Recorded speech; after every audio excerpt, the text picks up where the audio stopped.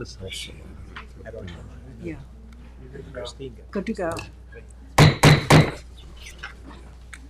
I'd like to call the June 27th, 2024 Planning Board to order.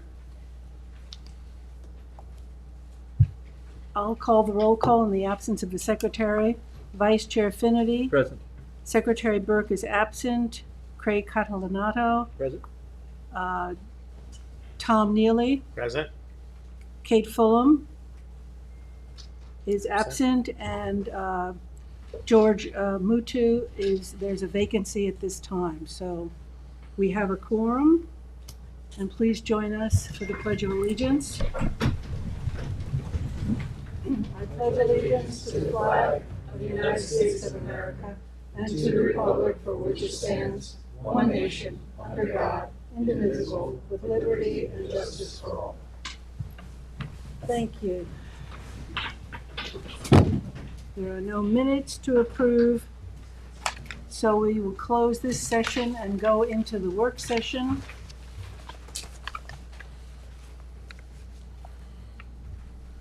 For 1004 Montauk Highway.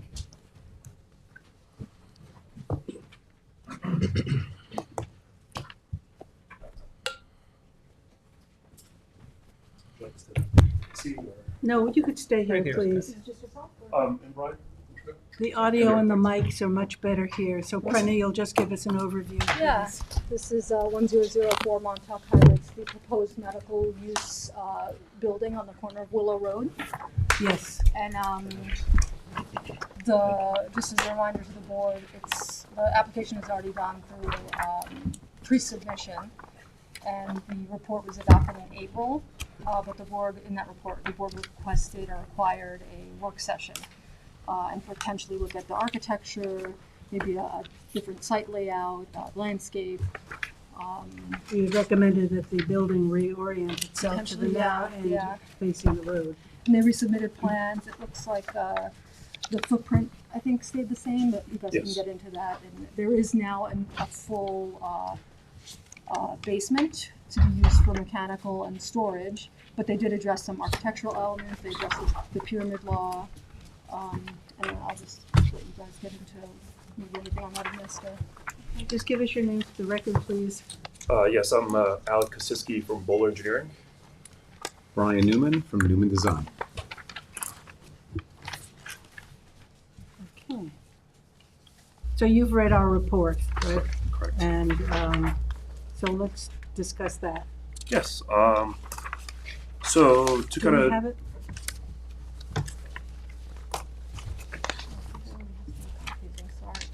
We can share. I have my copy. If anyone wants to. Don't you need your copy? Oh, you I've know, we memorized you can know share. it by heart. We can share. Over here. Okay. yeah. So to address some of the concerns, one of the concerns was the pyramid law and the architectural look to the building. We took a second stab. We looked at the piece down the street. So we have done some adjustments to the architectural design itself. We did look into orienting the building the other way and potentially putting the parking to the side. Like I have two exhibits here.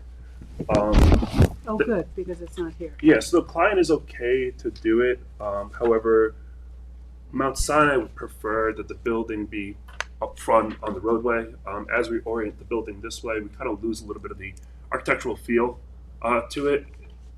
That's really, outside of that, we could indeed make the layout work You could adjust it. if necessary, but just looking at where there's a well located at the northwest corner and the sanitary come out of the building, so we were trying to avoid the well as far as possible from a sanitary standpoint. So by positioning the building all the way front, made it easier for us to design for, as well as architecturally with the glass, it seemed to have fit a little bit better doing it the way it is currently. I don't think we were contemplating spinning the building. Yes, we talked- were, the narrow end Yeah. facing the road, because it's it's a constrained lot.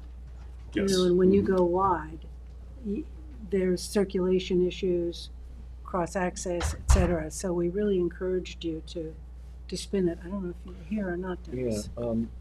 but I think the more important is the orientation from the There, from there. They've done two versions From of the it. graphic, it's all your entries, basically, everything's oriented toward the parking lot.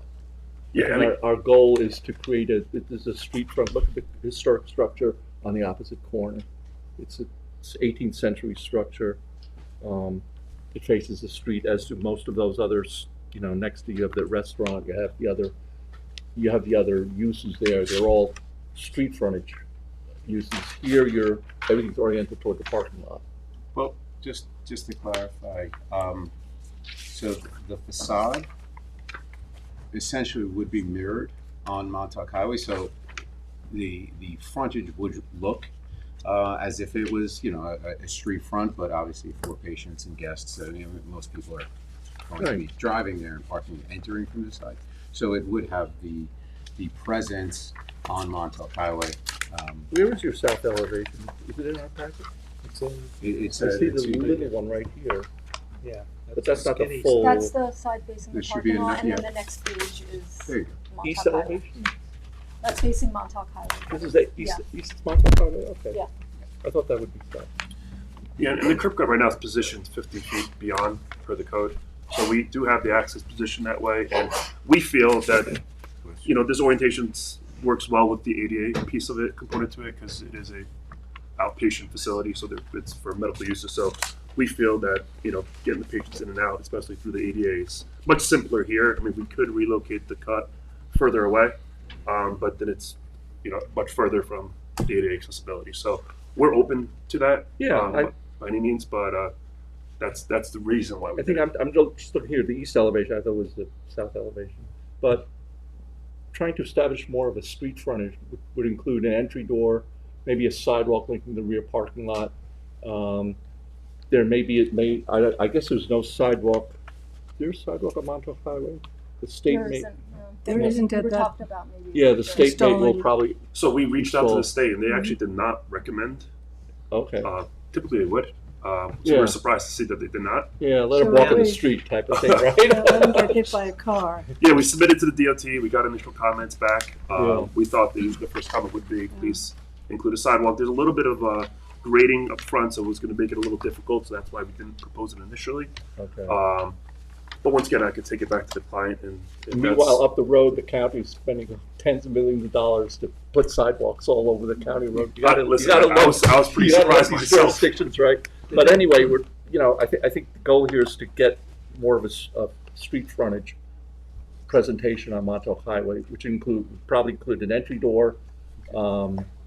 I don't know if you've, So this is not the front of the building. So this is the parking lot side, and this is the parking lot, but it could basically be replicated very easily. Yeah. Right. The architecture is almost exactly the same. right, Actually, it is. It's mirrored.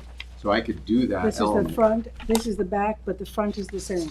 Yes. So I could essentially add the storefront, as you see in this Right. rendering, and the entrance and the sidewalk to wrap around to give it that appearance. the And that entry lobby. entrance, and that entrance could still enter into that same reception area via plan. So I just rotate the reception check-in desk 90 degrees within the plan. Yeah, So I could still But create that. one of the way you relayed this out in terms of, because we guided you to flip the building, for sure, is that the parking on the side is just not gonna work. We really want parking in the rear.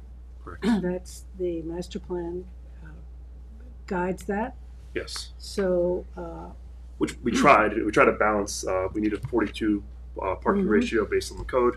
So we're trying to balance. The client would prefer to keep this as compliant as possible. So we lose some of that parking there. Now we don't have enough parking for the use.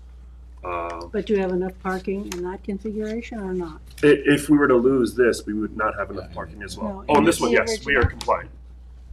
So in the current submission with the building, this is what, north-south orientation. It's actually east-west. Oh, It's- this is The Montauk Montauk Highway. Highway turns there, so technically. Oh yeah, that is our north. plans spun around. So it's, We call it east. yes, that's That's Up Oh, and yes. down the page. The parking essentially would be shielded right from Montauk Highway, and then what I was saying is we could incorporate a sidewalk to bring around here Yeah. do that element right over To here. link the rear parking lot, yeah. Yeah, and then we could have that presence that you're looking for. If it's- And where's the cross-access on this? So we spoke to the owner, and they're willing to put a cross access here, future cross access. We could put it in a covenant form, but we don't want to propose it this very second. Obviously, that then impacts the parking itself. But at that time, if that access is needed, we can go back to the board and get the variance for the Well, we parking. need to do a plan. What's next to it? Is that Trotta? Yeah, right now Do we there- have cross-access on Trotta? I don't know, I have to look, but I No, but- doubt it. I didn't see Okay, it. we need to do a plan here, a cross-access plan. You get credited for parking when you provide, you don't really Well, need only a if variance. it's a public space. then Yeah, currently it's all landscaping right now Yeah. for the restaurant. But providing a cross access is not In gonna, in this configuration, That would be two-side fine. configuration, what are the setbacks corner to corner on each side, the west corner and east corner? The setbacks from the front yard, we are 26.5 feet from the front yard and 20 feet from the side yard. 32 feet from Deerfield Road, Actually, this point the street here? and then 28.5 28 on the small on the small end. one. Okay. Well, will you need a variance? Does he need a variance No, for they these pulled the setbacks? average, right? Yeah, we pulled the average. We met with, we had a Zoom call planning initially in December where we pulled the average because we had an interpretation. We wanted to meet via some of the members of the board to discuss the average because we didn't want to be incorrect. So we pulled the average between the two lots and it landed there. Initially, when we had come as a discussion, we wanted to make this a one-story building. It was just much easier to build with ADA and accessibility, which is why we added the basement element to it. There is the possibility we could potentially put an elevator in there or a lift, so that's why we added the storage for the basement for the utilities. But initially, when we come in with the one-story, Planning had advised us that the look wouldn't match, and that's why it became a two-story building. So that was kind of the history of how we landed with this footprint. Do you have the architectural drawing from what you did before? This is a revised This is revised revised. look. I Do you have that? Correct. I do not have the. You do have original. it, the elevations or? No. The Just rendering. the rendering. Oh, the rendering, yeah.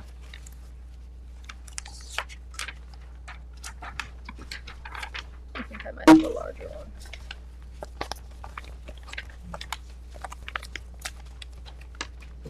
So your intention was to duplicate this, which is the back, onto the Yes. front.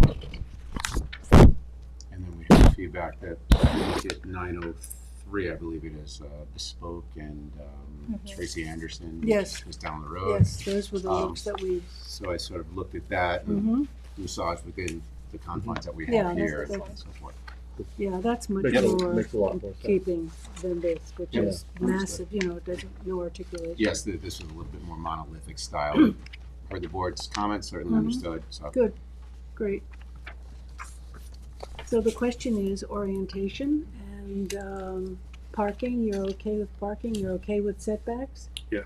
Cross-access, they need a plan, and, I do want to talk some more about the sidewalk. Yeah. I'm really kind of befuddled. Did the, Along Montauk Highway. yeah, on my talk. And we'd be more than happy. I mean, we were under the impression we're putting a sidewalk there. yeah, because we're trying to link We've all required that of, sidewalks. some applicants and I was just curious if you got a rationale from the DOT. No, we submitted a letter. They responded back with comments, and there was not a comment for added sidewalks. We'd submitted as is, as the application, as you see here. I mean, once again, we're not opposed to it. I'd spoken to the. But did you ask them about it, or did they Yes. just not mention it? They did not. It's usually a boilerplate comment Right. that they would submit, but Right. it wasn't in their comment letter that we had submitted. Okay, that doesn't mean that it's no. No, yeah, it doesn't mean that it's no, and Mhm. like we're not opposed to doing it, especially if we're going to add a sidewalk around the building. Yeah. Mhm. Like I just it just there's a little bit of massaging to do with the grading there. Right. Kind of goes into a little bit of a hole, so we'll figure that out. Yeah, How I we mean, make we're, I think you could tell from our comments that we're, very much in favor of putting sidewalks. That's not a problem. Wherever we can, and then eventually they're all gonna connect. Yep.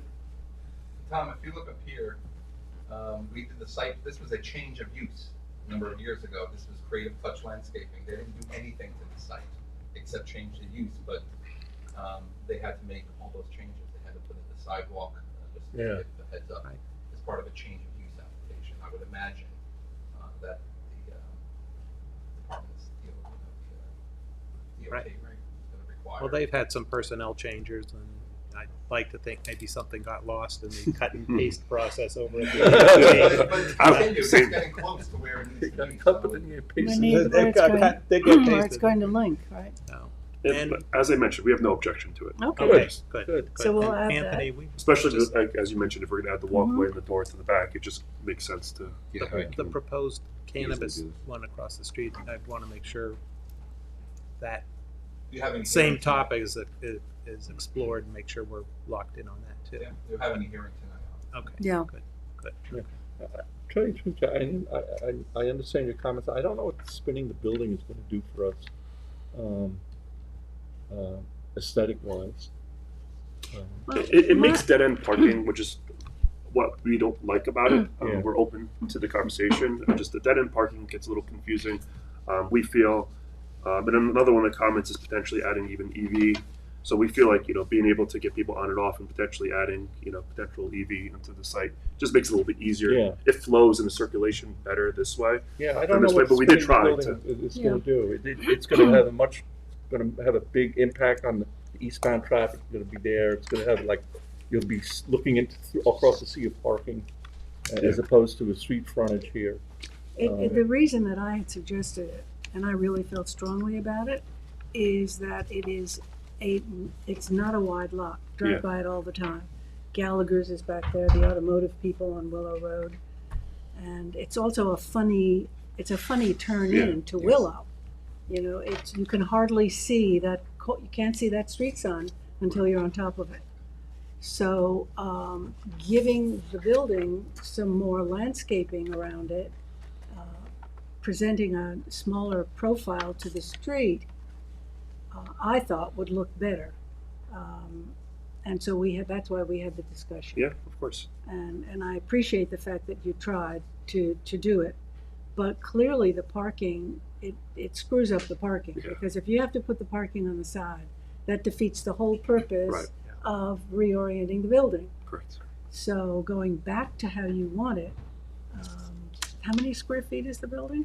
Including the basement, it's about 9,000. It's approximately 3,000 square feet per level, first, second, and cellar, roughly. And the basement will be just storage. It's not going to be used for anything outside of the mechanicals. Really, just the mechanicals. And Right, well, Would- it keeps it off, mechanicals on the roof or outside, Correct. gives you some more space. Yeah. You could do like a submerged pit for the compressors, the air compressors. A couple of other things we've been sort of gravitating to is we want to look at the possibility of solar, the roof, and designate a couple of charging spots in your parking lot for car charging electric. Yep. I would think you'd do that anyway. Yep, and we discussed with ownership, and they're okay with Yeah. adding the EV. We haven't discussed solar. We'd have to look at the pitch of the roof and how we could accommodate Yeah, that. or even look at some of the newer technology. I don't know the price point, so that's a disclaimer of some of the solar style You got a shingles. nice, Mhm. I'm got a not nice I've seen pitch them, right but I'm here. not that familiar with the pricing on them, so I'd have to look into that. Yeah, I mean, even if you do this one, I guess this is the Profile. west, Mhm. this is picking up a lot of southern light. Tom, I'm gonna ask you on this Willow Road, it's a bad road to turn down. Mm. And now you're going to have traffic here. You're going to have people coming in, going out, turning from Montauk Highway primarily or coming up the other way. And I don't know what we can do with that corner, the Willow Road corner. I'm envisioning it's probably going to go the way of something like Gravel Hill Road in Hampton Bays, where at some point the town board is going to make in only, it's going to be, you're not going to be able to access Montauk High because it's so easy to get back out to Deerfield, Mhm. from Willow. Yeah, Any eastbound is Right. going to be directed towards, so it's going to be like Gravel Hill Road in Hampton Bays. Right. you But know. it's that actually, corner. right down the road, right off of Hayground where the car repair shop Yeah. is. Yeah, That last 100 feet coming onto Montauk Highway is one way. One way, yeah. So It's probably go the there same is- route. So basically, they prohibited cars coming out of that intersection, and I guess that's what you're thinking may happen. in the future here. So Yeah. is it the town board for signage? I mean, because that Willow Road sign is recessed, you don't see it. The placement of it is really at the discretion of the highway superintendent. Now, it gets close to being in the state right of way, which, Mhm. you know, the state obviously would have, you know, a thought on that if it got into their right of way. But that's certainly something we could We talk to could the put highway in our, department yeah, about. or put in and- our report, and you're aware of it yourselves, right? Yes, it's It's, it's a quite tight road. That was another reason why we didn't put the cut super far to the back. Right. Yes. Because it's not gonna, we're not gonna have a massive queue just on the use itself, but there's gonna be, you know, cars coming in and out throughout the day, so we just Yeah. wanna, And it's a funny angle, you know, it's Yeah. a tough angle It to sort come of out. bumps out. Probably gonna have you put signage at the entry for eastbound traffic directing your Yeah, tenants no- to no head left down to turn. Deerfield. okay. So when this comes, where does this end up, Anthony, following Willow down? Where does it come out on? Deerfield? Deerfield. Deerfield, yeah. Right, yeah, I would But say that across may the end up- tracks down Yeah, there, right? right there. Track. Yeah. And then, yeah, the Deerfield. At Right. some point, there'll be a signal. So I think that may be, and like I said, similar to what happens a couple of roads up, a couple of streets up off of Hayground. Yeah. Where that, They've all been where feeding they've to done that, so Deerfield. then now they're all feeding into Hayground, I think. Hayground, yeah, Okay, Right. Hayground is a little further east. so do you have any plans for a sign, monument sign out front, or what were you Any thinking? building? Big building? So the facade itself allows for signage similar to the precedents that you had recommended, so wasn't thinking of additional monument sign, but that would be tasteful. Unlighted? Yeah. Yeah, I don't think there's a setback for a front. probably Freestanding not. sign. We need a variance. This sign, the building signs have to be on, road frontage, facades. So the parking lot, maybe this sign, I think, would have to go away or become like a window sign, and then there'll be a sign on the Montauk So Highway you side. can't have both. Yeah, well, you Okay. could have it if it's, like, you could do it on the Willow Road side, Right. and the Montauk Highway side, but not facing the parking lot. Okay. I mean, at this time, we weren't That's fine. proposing a monument sign or anything, we just, I mean, the way the building's positioned, it has good face Yeah. value, and if in the future there was a need for it because of visibility issues, we would come back and ask for one. And what about lighting? On site, Yeah, we'll have about, what is it? It looks like 3 utility poles, downlit lights, LED, warm lights on site. okay, we Dark recommend sky 10-foot poles, 10 foot, okay. and the dark skies lights, Yep. you know, that come. If House- you need a house cut from the shields. planning department, they have a cut recommending the lighting styles. Check. We may have designed them for 10 feet. I just don't have the exact lighting plan. Is there Oh. anything building mounted being proposed?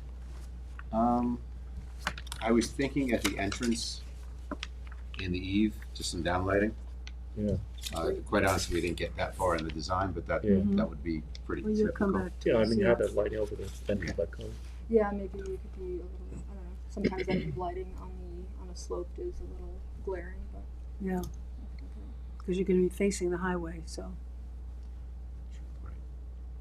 So I need to analyze that more, Okay. because we haven't gotten that far with the building lighting itself.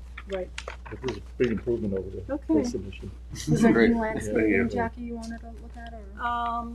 is there a landscaping plan in, or just? The colored site plan has, the colored site plan This- has this- some Yeah, landscaping. so Yeah. very preliminary street Yeah. trees, some arborvitae's at the back. We like street trees and trees along the Like- side, and, Yeah, carry the low bushes to screen Mhm. the parking lot all the way around on the Willow Road side, stuff like Right. that.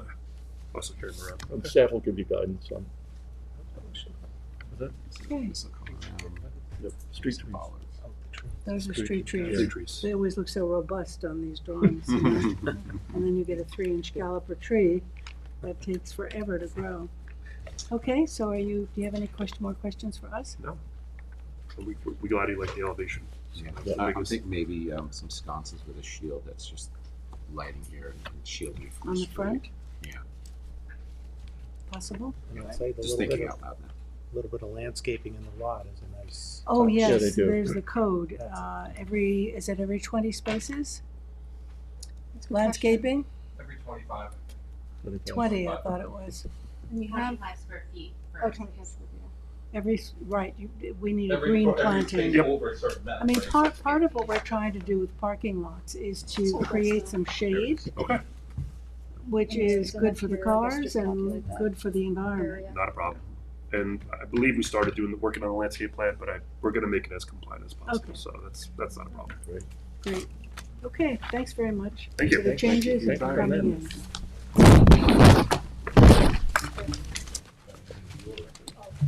This is yours. Yeah, let me take it back. Hold on. Teresa, do you want to do the Central Pine Barrens overlay? Thank you. Thanks again. What's that?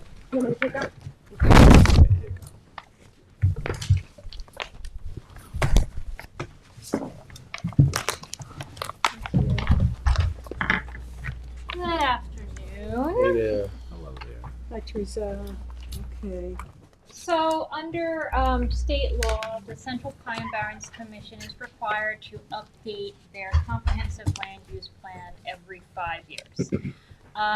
Obviously, with COVID, that got a little delayed, and they started the process in 2022, with secret being completed in 2023, and amendments to the comprehensive land use plan being adopted by the commission in April of 2023.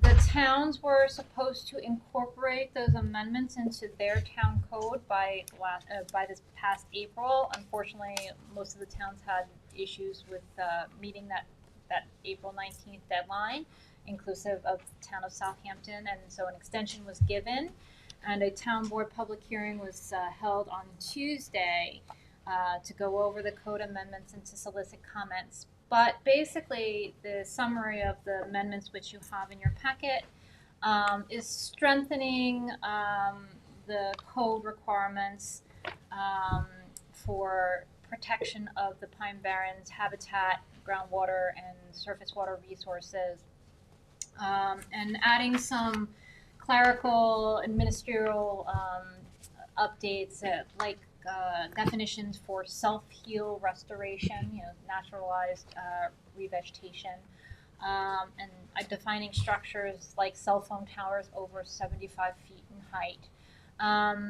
So we did take it slightly further to incorporate requirements by U.S. Fish and Wildlife for the northern long-eared bat, which we've been doing anyway, but just codifying it in the Pine Barrens Commission.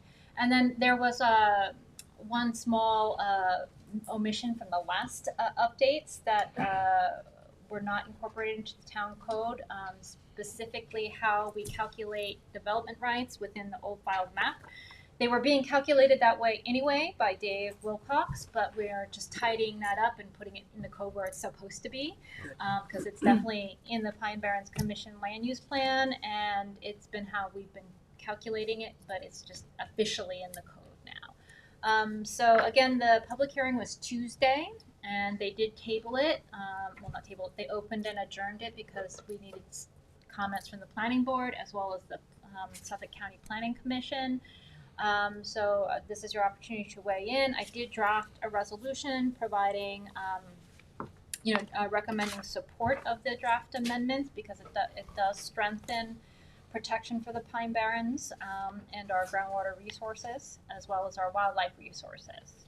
Teresa, is there any additional support for fines for people who dump in the Pine Barrens, or They have changed the way that they've done the enforcement. In fact, there was a provision in the code previously that said, I don't exactly remember the exact language, but there was a provision saying, enforcement is done through the towns, blah, blah, blah, blah, blah. But now they have their own enforcement staff, so they can work with the applicants to bring the parcels back into compliance on their end, and obviously we would work on our end as well to resolve any of this. that's reflected in here? Well, we actually took out it was ambiguous and kind of gave, it didn't really, it just basically said it supports, rectifying the violation. So we removed it because now they've strengthened their enforcement actions there. So there's no mention at all in here about that enforcement of illegal dumping, or? You No, don't? not specifically. You think we should have it? Again, this is consistent with the comprehensive land use plan, and they have their policies for enforcement of dumping and unauthorized activities. And then we have our own town code with respect to that. I don't know if it's necessary to add it to the overlay district requirements. Okay. Teresa, is there any language regarding any type of solar facilities? No, that was No. not incorporated into their. Is that their something review. that should be looked at as far as, I mean, they're clearing sort of limitations, but Well, they strengthened some of the clearing limitations for commercial properties. right. So that is in there with respect to clearing for the commercial, but there's no specific solar recommendations. Okay. But you think that's something that should be at least examined peripherally, or just on a case by case? I think it should at some point it should be done by case at this point in time, because Yeah. right now, specifically here in the town, we have opportunity sites, and usually those are sites that have been previously disturbed. Right. We don't have a lot that are in the Pine Barrens per se, unless they have been previously disturbed, like former sand mines That and one- things of that nature. Yeah, that one we have on Spion. Yeah, we have quite a few actually coming in, well, not quite a few. We have like 2 in the Pine Barrens, but again, those are considered opportunity sites because they were previously disturbed. Anywhere that's not been previously disturbed, they would be required to meet the clearing restrictions under the Central Pine Barrens requirements and the Aquifer Protection Overlay District, where those 2 overlap. Okay. I had a couple of questions, if I could. We'll see. Maybe you do have these memorized. That's good.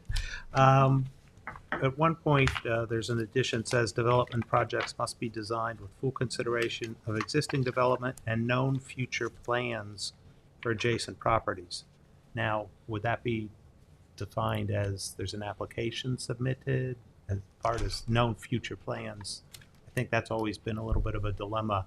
Yeah, You know, I mean, we hear this is coming, we hear that's coming. Right, but I think it's an issue of has it been submitted, right? Because nothing's set in stone until we receive a submission and it goes through the process. But, Right.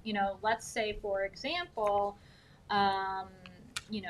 like we do with traffic studies. Okay, well, we know that this is coming in because they've submitted a pre-submission conference application and we did a report and they're coming in for formal site plan. They're just putting their documents together. So your site that you're asking for, coordinate the traffic study with their information and incorporate all of that information. So to the best of our ability, we can only plan for what we know. Right, Yeah. right. So it would have to be something would have to be in writing in here in some manner. Yeah, I mean, guess, or unless it's like been advertised everywhere, those Right, kind of things. right. So, okay, well, you say you got in a 10,000 square foot recreational facility or something advertised on the property. Let's Right. include that. Okay, not just what Any we think other- is going to happen. Yeah, exactly. Any other questions? We can't adopt it because we're in work session, but as soon as we're out of work session, we can put this on, Perfect. okay? Any other questions? Thanks. That's it. You've gone over it with a fine tooth comb, I'm Nice, sure, Teresa. Teresa, huh? Yeah. Thank you. Okay, Claire, do you want to move on to the Eastport Mobile Home Park work session? Yes, please. I'm recused. You're recused, I'm gonna go okay. drink coffee in the closet. Oh, You okay. can't recuse. Why? Well, Well, this is a work session. well, it's a work session, we're not voting on anything. We won't have quorum. We won't have a quorum. Even For a on work session? Work session? Yes. Yeah, you need 4 people. I'm gonna ask the attorney, but I'm 100% sure about this. Yeah, you need 4. You did? You can, I mean, we're not taking, can he remain? 4 people until this morning. Greg, you don't have to No. participate. Or you There's- can't. They don't No? want people to remain, no. Okay. We waived your Sorry, we can't do it. Well, do you want to get a interpretation? He's waiving the conflict for the purpose of the work session. Right, recusing for purposes of any kind of a Action. vote or feedback, yeah, I would say we don't have the quorum under those circumstances. But this Yeah, is a pretty work scheduled. session, so I it's a know. listening session. Would that be sufficient? Or do you want to have a couple minutes to think about this and we could go to the next work session? No, I just think we don't have a quorum for this at all, whether it's work session or public portion or a public hearing. Put And on they, your and old, they, and they recommend that if you're attorney hat, isn't that they- correct? they recommend that if you're recusing, Yeah, you should leave the room. Oh, That yeah. is the best principles. yeah. So I'm sorry, we're gonna have to reschedule it for next week. I mean, July 11th. I'm not gonna be here. My parents' 60th wedding anniversary. Wow, that's Very worth celebrating. We are better with quorums in July. Oh, but- much. Yeah, Yeah. much better. The July 11th, we have a quorum, but, Sorry, Dave. I mean, we're looking to, it's a pre-submission conference, so we'd Sorry, like to Dave. have the public hearing on it. I mean, it's, Can someone appear at all on the 11th? I'll find somebody on your yeah, maybe Okay. somebody So can do let's it. talk and see if he possibly can send someone Okay, who can do something. great, sorry. Sorry about that. I only found out this morning there was 4, so I didn't Yeah. think about it. Okay. Okay, are we doing Bridge Road? No, is No, that a we work? are. Yep, there. Work? Here. Okay, You can come up, Rosemary. So I'll show the board up here. okay. This is 19 Bridgefield Road. It's in Bridgehampton. It's part of a subdivision. I believe it's called Bridge. Yeah. It goes back to the 80s, I believe, when I remember this. At the time, it's a cluster subdivision. The owners of this property, they own this property, and they own this property back here. Can Part of you- that subdivision, the access was limited to the flag lot on Bridgefield. There was some type of drainage easement or buffer that was put as part of the subdivision, which is, there's already a driveway encroachment over here. The applicant is looking to, and we're waiting for some comments, by the way, from the engineer, obviously, because, and Dennis remembers a lot of these things. Sometimes way back in the day, we put all these drainage easements all over the place. Farm fields and everything else. Yep. The lay of the land has changed over the years. Some structures were put in. So, so we're waiting to see. But ideally, what the applicant would like to do is to do a lot line modification, which would get rid of the flag strip here, incorporate it into this lot, and then this lot would have access off of Ocean Road, similar to what was up here. And that's what the applicant. Is this on the east side of Ocean? This west- is on the West side. West side. But you're contemplating access off Ocean? That's the applicant is here. Yes, Oh. Okay, was for, this the for the appli- vacant lot. was this the application where we had big drainage issues coming off? No, The I know farm. which one you're talking about. Yeah, That was one that had that enormous building envelope right in the middle of a farm field, if you Yeah. remember, whatever it was. I don't know, there's a pond on one of those parcels. Is that a pond I'm looking at? I think it's 1001 Ocean Road. Yeah, whatever it was much further. No ponds over here. Well, I don't want to throw cold water on the application from the outside, but from a planning standpoint, we would discourage that the whole planning goal is to set up collector streets, like the cul-de-sac, to pull in all these various properties, formalize them into a regularized, and Tom could probably more to this, but we would seek to minimize any Another curb cut curb on cuts on Ocean. Ocean Road. It's almost like a highway. I would It think is. that was why this was done the way it was done. Yeah. Probably Yeah. so. And I believe, correct me if I'm wrong, but I think Bridgefield is a private road. I don't believe it's a town road. Oh, is it? No, they're town roads. It is a town road? Yeah.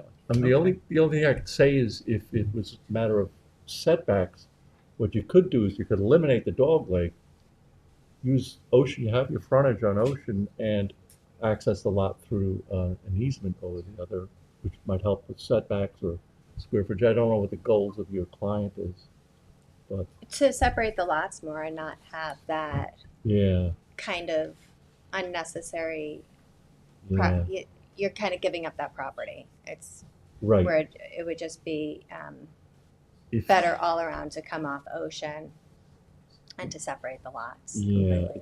it's, I mean, it's not something, it would be inconsistent with our goals Yeah. of not only Ocean Road, but all the major thoroughfares.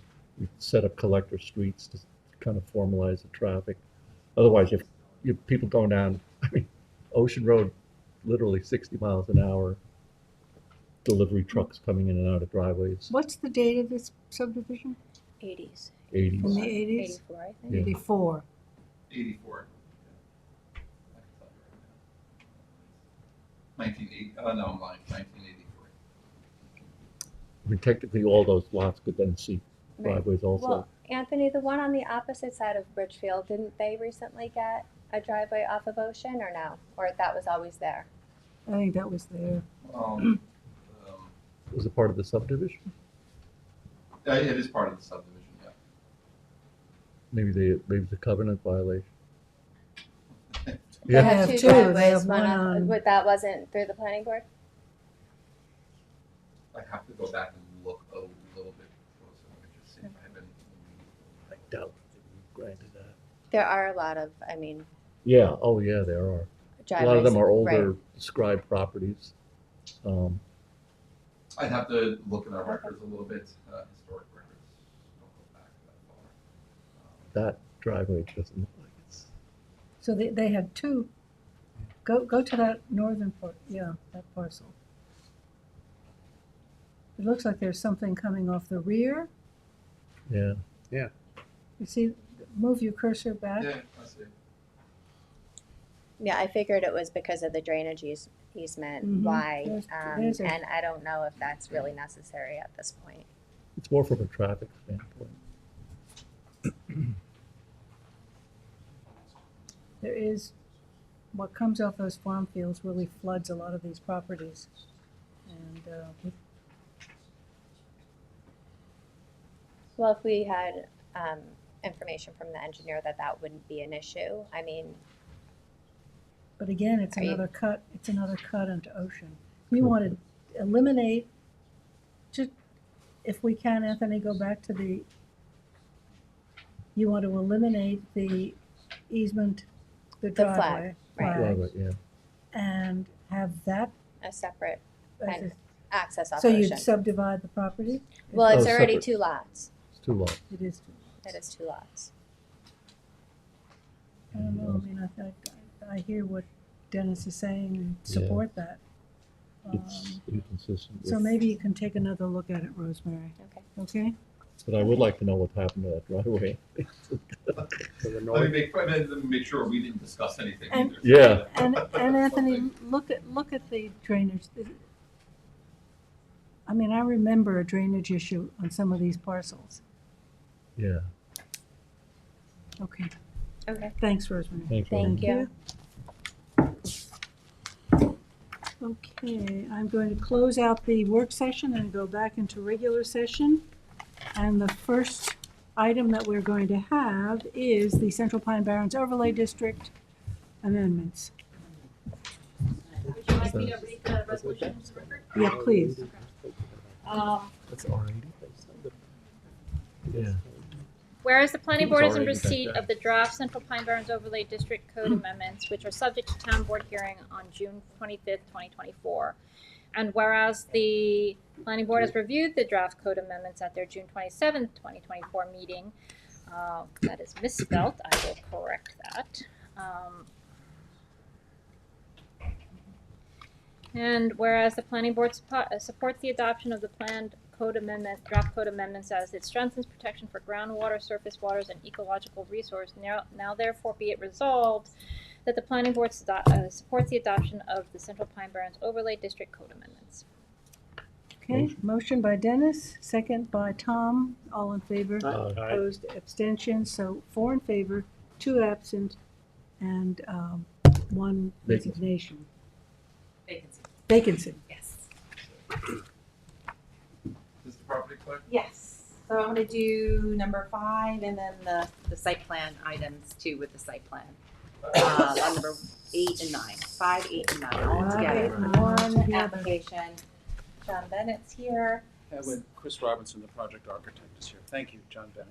John Bennett for the applicant, and do you want someone up here, John? Chris, where are you? Where'd you go? Oh, come on. So there's 2. Can we have your name for the record? Yes, Christopher Robinson, president of R&M Engineering, 50 Elm Street, Huntington, New York. So there's 2 well, 3 applications, as you can see on the agenda. The subdivision is to facilitate what is now a 2-lot subdivision, basically taking the 2 lots that are current. Right now, Strebels is all this lot, and then there's that little out parcel here, which is 107 South Country, merging them and subdividing them into 2 lots. There will be an open space portion of this parcel, and that will have to be included on the plan that's being submitted. This is Strebels, right? This is the Strebels. This is and this site plan, this subdivision also shows the development, which is the 79 affordable units that were part of the decision from the town board with their action. So Strebels is keeping that front portion. How many acres is that? 5? Yeah, 5-something acres, yep. 5 plus or minus. And then the rear is going to be That's like the 17 development. acres? Yes, just about. It's on the description of the site plan. Yeah. 17.3. Do we have any documents here, Claire, that you gave us? Yeah, I can give you, I do have resolutions to deem the application incomplete. With the subdivision itself, we do need a PRD.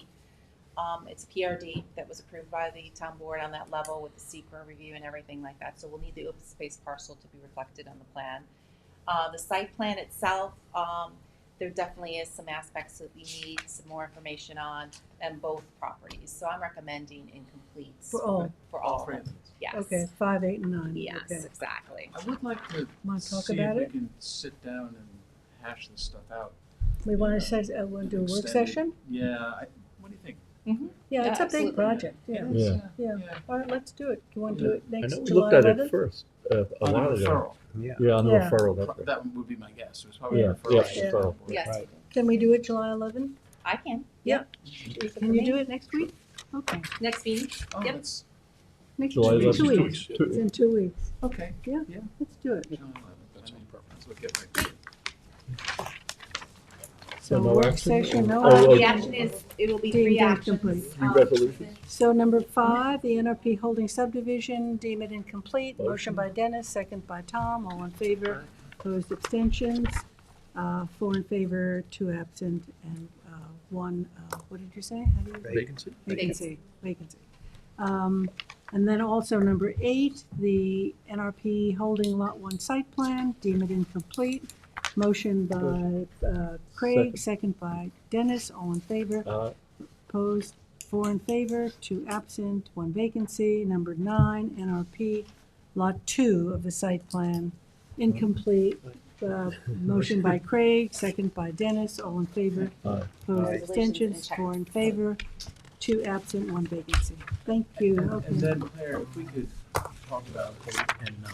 One of the understandings, in addition to the open space, there was going to be a CPF purchase on this. Oh. So I just want to make sure that everybody's aligned with where those parcels are going to be. Yeah. Jackie.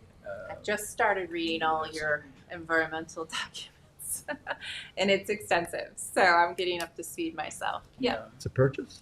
Yeah, they're going to purchase. A portion of it? Jackie was, I forget what she said, 4 or 5 acres, something like that. That was part of the understanding for the reduction of density. That was part of the finding statement. Actually, part of the findings. Yes, so I've read that. So we're doing a PRD, it's a subdivision PRD, creating an open space parcel, and that parcel can be purchased? No, the No, open it's space gonna be parcel both. is going to be, that's going to be this 25 foot set aside. I don't get paid for Mhm. that. I have to Right. do that. It's a Right. cost. Okay, But in addition to that, the town. Oh, in wanted to addition buy to that, some- gotcha. some So site it may end up being a 3-lot cluster plan. yeah. It'll look like a 4-lot plan. One of them will be an open space, Yeah. and the other 3 will be the Yeah. development in the eyes of the Good health to- department. Okay. Yes. Lay it plan- out I want to graphically. lay that Lay it out. all so out. Yeah, lay there's it no out. Questions on Yeah. it, so- Right. because I know there was a little bit of misunderstanding that I heard out of who was getting what, so I want to come to a final agreement. Who's on that. first? Right. Okay, right. Claire, is that good? Yeah, that's great. Okay. So Thank you. then. So Thank July Is that 11th, one? see you then. 2 o'clock, 1 o'clock? 2. Yeah. I'm showing my age, I guess. Well, it used to be 1 years Yeah, ago, for then we years. changed it to Back in the 2. day. Oh, boy, everybody's good? Yeah, Everybody's have a safe, good, yes. safe holidays. Safe, Oh, yes. thank you. They're Safe out forward. in force this weekend. Yes, is- stay home. I was in, up in Maine in Desert, and Oh, reminded me of here when I was a kid. yeah. Everyone was nice. That's where I'm going That's nice. tomorrow. Wonderful. Yeah. southwest, northeast? Down east, No. yeah, Winter Harbor, Oh, Winter Harbor. yeah, Oh, that's yeah, it's even further, Enjoy. thank you. So you're on the 11th, though, right? Yes. But you come, so you Yeah, come I'm coming back. back, coming back on the 8th But of then July. it's on Next day. and the first, but July, first week in Yeah. August. David, Hello. welcome. hey, Look how nice these Kiss. pictures oh, are. beautiful. Is Christine It's not at the moment. here? Okay, so. So I'm jumping out of order here. This is a town board referral. Where is that? Last item on the agenda, I think, town board referrals. Oh, yeah, 25. The Governor Atbury, yeah, number 25, Town Board referral. So hopefully you all had a chance to read the Governor report Atbury that Julie was Green. emailed to all of you. A pretty extensive report on this application. Landmarks Board is enthusiastic about seeing this house landmarked. The town board has a public hearing on July 9th. And if you have any questions. Just give us 2 highlights or 3 highlights. I mean, I'm sure we're supporting anything that can be landmarked and preserved in the town of Southampton. Well, it's associated with Atterbury. The whole, Right. I mean, the whole area was Atterbury Estates, Atterbury Hills. The architecture Atterbury is the son of the person that bought this house. The house was originally built for Osgood Welsh, and there's a bunch of history about him in here. And then it was acquired by the Atterburys. Atterbury, we don't believe, designed the house, but he may have lived here, and it was rented to family members of his. But because of that association, also the builder was Lahamadu. And if you remember a few weeks, well, actually back in the spring, there were 2 articles in local newspapers about Lahamadu, this builder. At one point, he was one of the largest employers in the state of New York with all of his building crews. He built the cathedral at Garden City. He built houses out here on the East End, East Hampton, Westchester, and the North Shore of Long Island. So that's probably the biggest historical person connected to this house. I just handed out, so that's what the house looks like today. It had been under renovation for years by Sillerman, I forget his first name. Robert Sillerman. And then it pretty much, the restoration's been abandoned. Peconic Land Trust has bought the property, and they want to demolish it. The Land Trust wants to demolish it. So the town has initiated the landmark designation. And so it's protected. yeah. Yeah. I don't believe the Landmarks Board would be opposed to having the house moved if it can be moved in accordance with a certificate of appropriateness, if in fact it is landmarked. Yeah.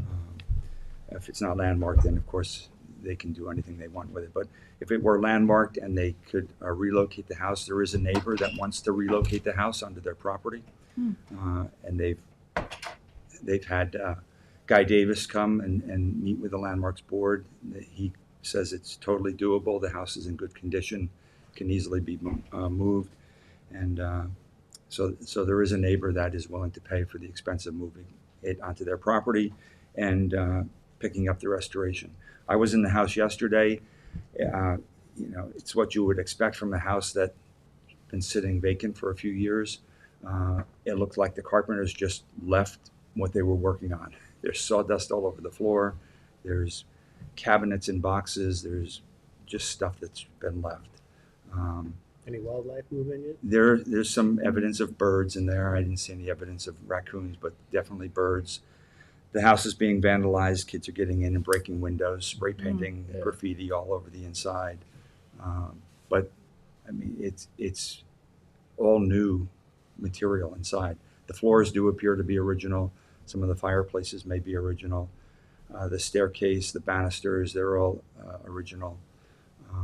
But as you would expect, it's a house that's been renovated many times over the years. It was associated with Horizon Hills hotel years ago. I suspect they probably rented rooms in the house also, but its latest reincarnation has been to convert it back to a single-family home. It's a big house, lots of bedrooms, lots of bathrooms. What's the age? 1899 to 1900 is the construction period. And the one thing to keep in mind is this is a very fertile area for Native American Shinnecock Yes. artifacts. So Yeah. to the extent that some notice can be given to the land trust, any type of underground activity, whether they do trenching, I mean, they're not going to put in a swimming pool, but if subsequent owner might or underground, they should, be cognizant of. Well, if it were landmarked, it would most likely be moved off the property. Right. The land trust is not interested in keeping the house there. And as long as they could move it in accordance with a COA, they could do that. It's proposed to be moved within the same development within Atterbury Hills, so it's still in the same general area. We've had other landmark buildings that have been moved. The Dick's Windmill in West Hampton Beach was moved to the Village Green. The Diamond House was Mhm. moved. I mean, Diamond granted, House. not very far, but moved over on the lot. This really isn't proposed to be moved that far, if it can be moved. What would happen to the property then? The land trust wants to restore the property back to native vegetation, Oh. similar to Oh, what they that's did good. at the top of Sugarloaf Hill, which is right next to this property. Right. The land trust bought that property. There was a house on the top of Sugarloaf. That house has been demolished, and they've planted native vegetation on the hilltop. Great. So there will not be any disturbance of No, and soils here. correct. That would If require. if an it does end up archaeological- being demolished, they would do it in a sensitive way that it doesn't disturb the soils. Okay, But we would like to try to preserve the house as well, and if it can be moved off the property in a sensitive way, Mhm. that would be Even the better, ideal. yeah. If we didn't have a neighbor that wanted, then it's kind of a problematic situation. But we Sure. have a neighbor that is willing to move to it. take it, yeah, move it and take it. Where, I feel like I should see this in my mind's eye, driving along Montauk Highway, but I'm drawing a blank. You Where is can't it? see it from Montauk Well, Highway. it's up, Okay, The- so the- even though it's got a Montauk Highway address. Yeah, the Way property back. fronts on it, but the access is actually from Eastway Drive. Yeah. If you're going through Shinnecock Hills, you'll see those signs that say Eastway, Atterbury Yeah, so you can Hills. get very Oh, lost in there. Atterbury Hill, Yeah. I was in there yesterday, and Did you get- I'd never been east- in there. It's East, Oh, yeah. west, and, Small oh, little God. driveway. it's an interesting development. Very, Go in there after a snowstorm. yeah. Okay, So unless you have any other questions, No. you've we'll hopefully move, all. we'll move to support this, Okay. and you'll write up a resolution? I'll do the resolution, Okay, unless you have any conditions on it, other than, No. it'll just be a straightforward, the planning board supports it, supports supports landmarking and the preservation of the property. Motion by Craig, second by Dennis, all in favor. Aye. Opposed, abstentions, 4 in favor, 2 absent, 1 Thank you. vacancy. Thank you, Dave. You don't have an extra report, do you? Is that- I do you- didn't print it out, but I can print one for you Yeah, by the end of the I'd- day. I'd like it. Sure. Or Thanks. email it. Same paper. Or email it, yeah. Oh, I'll email it and I'll print it. No, I want to give it to someone to read. Okay, so Seth, we're going to do you number 6, and then you're at the very end with a revenge plan, right? Number 23. So we're going to do number 6 and number 23, because Seth has an appointment this afternoon. So Charles Totero Trust. Lot line modification. Is 4 Oak Drive North and 8 Oak Drive North. Both of those lots are owned by the same individual, Charles Totoro, and one on being under an LLC. Thanks. We're looking at, he would like to transfer from the eastern lot, the sending lot here. Oops. You can see the hedge line there, that depicts kind of the area that he is hoping to move to the right-hand side there, and that is approximately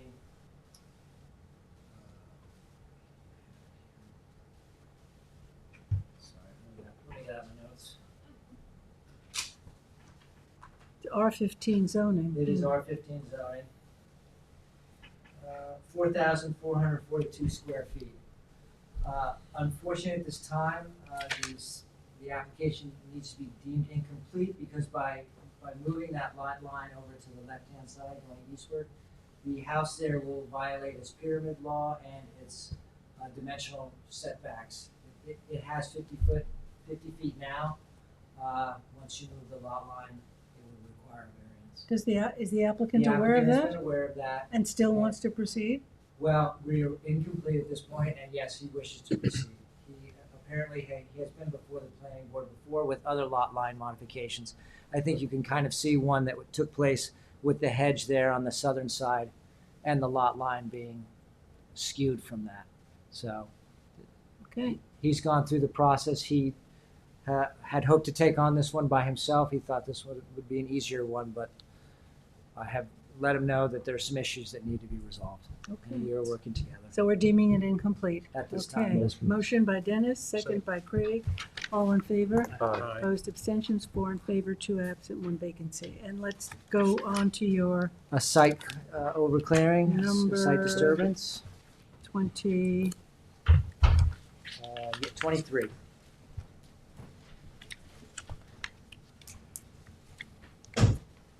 William Platt, The subdivision name is William Platt, yes? Lot 3. Sorry. Yes, so it's 36 Woodland Farm. Let me give you the draft resolution. Again, I'll have you just pass those up. Thank you.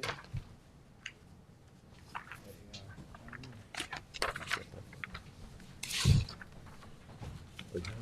So we have a representative from Aries Landscape Engineering and Design, who's here to assist us. He and I have been working together over the last few months.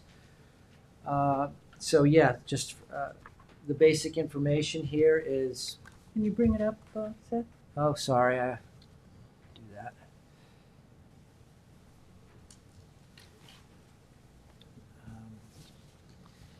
So this is in the CR 200 zoning. By covenant amendment, it has been granted CR 80.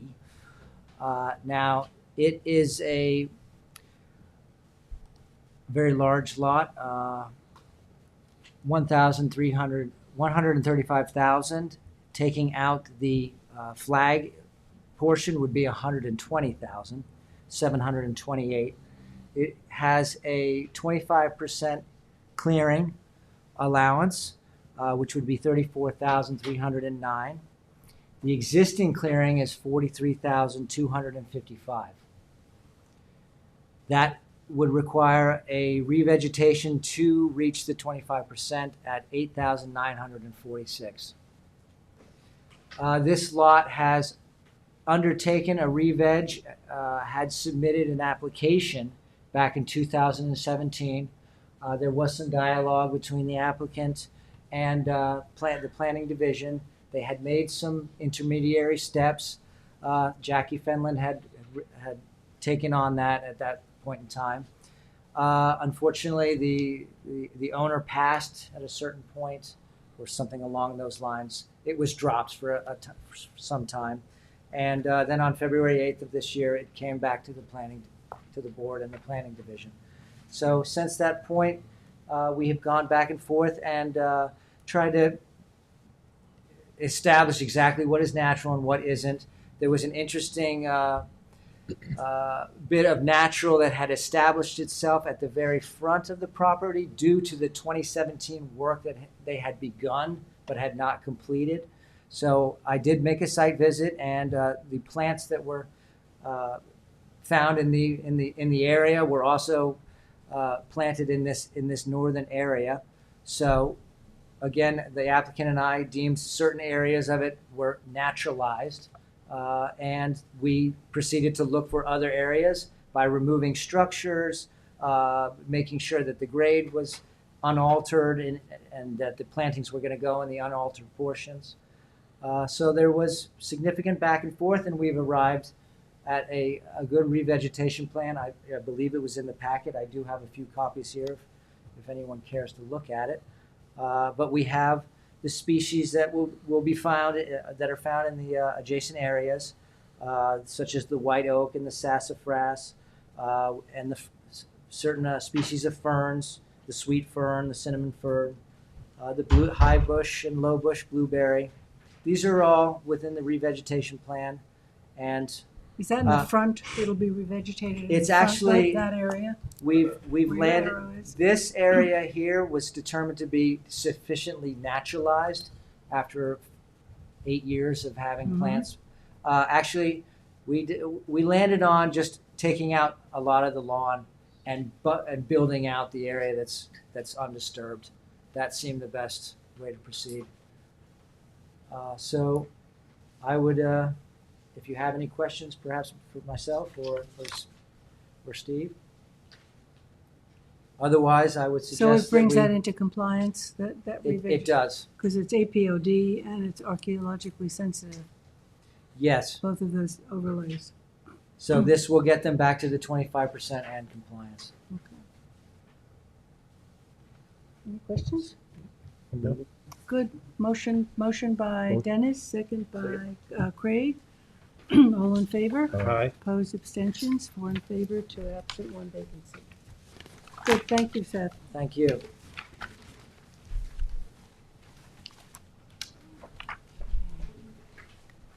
Anthony. Oh, wait, we have a walk-on, I'm sorry, quickly. Just quick. Just as a quickie. It's a walk-on, it's called the Hangar. The Hangar, Hangar. Teresa will explain.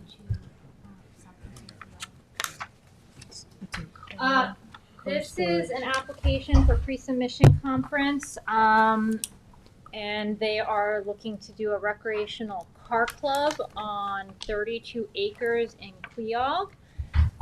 You can see that skinny piece, the little tiny piece in front of it, and the parcel, the larger parcel to the west. It was formerly used as a landfill by the town of Southampton. It is zone CR 40, I believe it is, CR 40, and Quogue West Recreational Tourism Plan Development District. So recreational facilities are allowed on that parcel. They are proposing 4 buildings, the footprint of which is about 100. The sum of the footprint is about 120,000 square feet in the 4 buildings. There's some mezzanine areas that increase the gross floor area. And again, it's just pre-submission conference to hear your concerns before they file formal site plan application. And so I am recommending August 8th for a pre-submission conference hearing date. And then perhaps you may want to have a work session to discuss this prior to. Yeah. Can you zoom in a little bit, Anthony? That was a former landfill? Not that one, the parcel to the west. That. Oh, this one, okay. sorry. Mhm. Yes. So it's 32 acres. So it's quite a large parcel. This is just to the south of the. It's south of the airport. Yeah, no, what's next? To the solar. Yes, it's to the west of the solar, Application. on the West of the other solar. side. Yep. Okay. And then the parcel to the west of it, I believe, is Chesterfields. Okay. See? Classic car club? It will. They are asking for a car club. Yes. So it's almost like it will almost appear to be like a self-storage unit, but you can store your luxury cars Like there. street rods? Perhaps. Depends on the types of cars. Wayne is here. He could perhaps answer that question. About the types of cars, but I'm sure it's various types: street rods, collectibles. All right.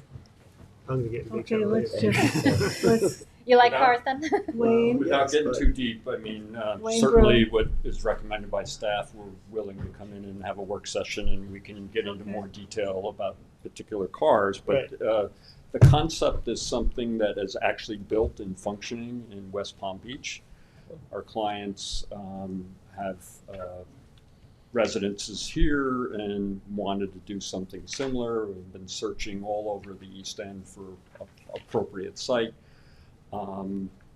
They met with the building inspector initially to see if this is something that would work. And if the board may recall, this is one of 2 sites that were PDDs that were designated and adopted by the town board on their own motion. And this is the Queog West Recreation Tourism PDD.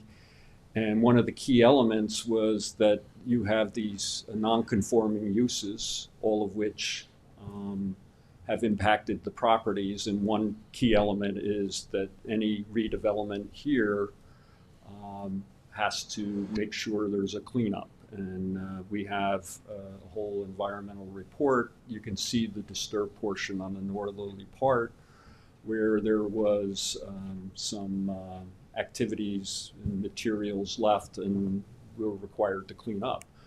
But as staff indicated also, the adjoining properties, you have Chesterfield on one side and a car junkyard on another side, and then you have the former landfill or dump to the north, and then you have the county airport and the issues with the county airport just to the north as well.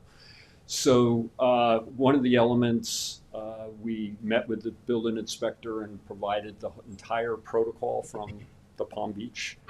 The car club, basically, it's a warehouse facility as described for people to bring their cars of whatever type and with people who share the same passion. And it's something that we don't believe will have traffic. There is one lounge area where if they had a club meeting or so on and so forth. But the building inspector also suggested that in light of that being more or less a private club, as opposed to being open, they suggested, wondered if our client would be willing to provide some sort of public recreation. And what was suggested was pickleball facilities, which our client is willing to build and provide at the southerly end of the property, and that's on the plan as well. So that's what's being proposed, and if the board's inclined, we'll come in and give you more details and show you the plans and have our clients and everybody else to describe what the car club activities are. It's essentially a yacht club on land. Well, just a note of caution. First, well, my father-in-law used to be the president of the Long Island Street Ride Association. They are works of art. They are incredible. They're impressive. They're also very loud. Yeah. So, and if he were here right now, he'd smack me around on the back of my head. But just keep that in mind as we move forward. Right. And that's why we're setting a pre-submission conference so that we can discuss the use of the lot and potential ways to mitigate those issues. But I do think a work session might be a little bit in order to get a little bit more information for your, so that you have an informed public hearings process for pre-submission conference. So do we want to do that for July 11th? Well, we have another work session on July 11th.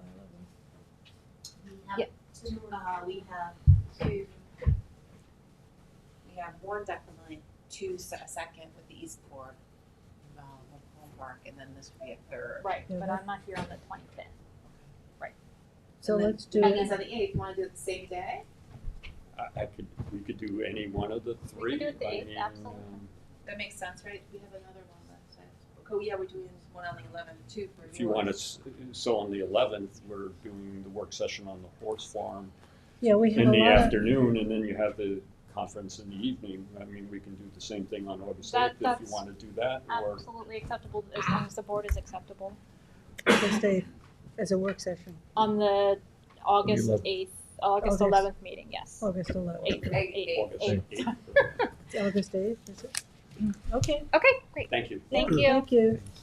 So we have to, You have to deem adopt it complete, yes. Do you want me to read it into the record? Please. Okay. Whereas the planning board received pre-submission conference application for the Hangar Charlie LLC on June 10th, 2024, and whereas the site plan for the application and construction of the 168,487 square foot recreational car club in 4 buildings inclusive of mezzanines, and to construct 4 pickleball courts, construction of a comfort station, construction of parking at vacant parcel located at 72, 82, and 86 South Country Road in Queog in CR 40 zoning, as well as the Queog West Recreational Tourism Plan Development District. And whereas pursuant to 33184A1E, the application is subject to pre-submission conference and it involves non-residential uses. Now therefore be it resolved that the planning board hereby sets the pre-submission conference for the site plan application of the Hangar Charlie on August 8th, 2024 for 6 p.m. at Town Hall. Okay. Motion. Motion by Dennis, second by Second. Craig, all in favor? Aye. Opposed, abstentions, 4 in favor, 2 absent, 1 vacancy. So what was the date again? August 8th. 8th. August 8th, got it. 8/8. Okay, so we're going to, and any information that can be fed to us prior, Yes, I'll email you the Would be copies helpful. of the plans. right, Jackie, before I continue with my Yeah. next one, can I just do number 20, the estates at Remsenburg first? Sure. 20. Number 20, the This estates one's at a little Remsenburg. unique, board members. So you remember the estates at Remsenburg, right? It's the subdivision. So all that we're doing today, the action is for the planning board to agree, and I already spoke to Tom, I already spoke to Christine Scalera about this. The road's been done. We're still waiting on some final sign-offs from the engineer. So what Christine suggested was, subdivision. 16. Hold on. Yes. Hold on. You know what, let's do this. Change. Get the name. Yeah, well, as soon as he gets the picture. For God's sake. I'm going to try to remember. But in any case, the roads, everything's been put in on the subdivision. We're waiting. The bank is going to be renewing the performance bond rather than let it expire. But we're at a point now where we can convert it to the maintenance bond.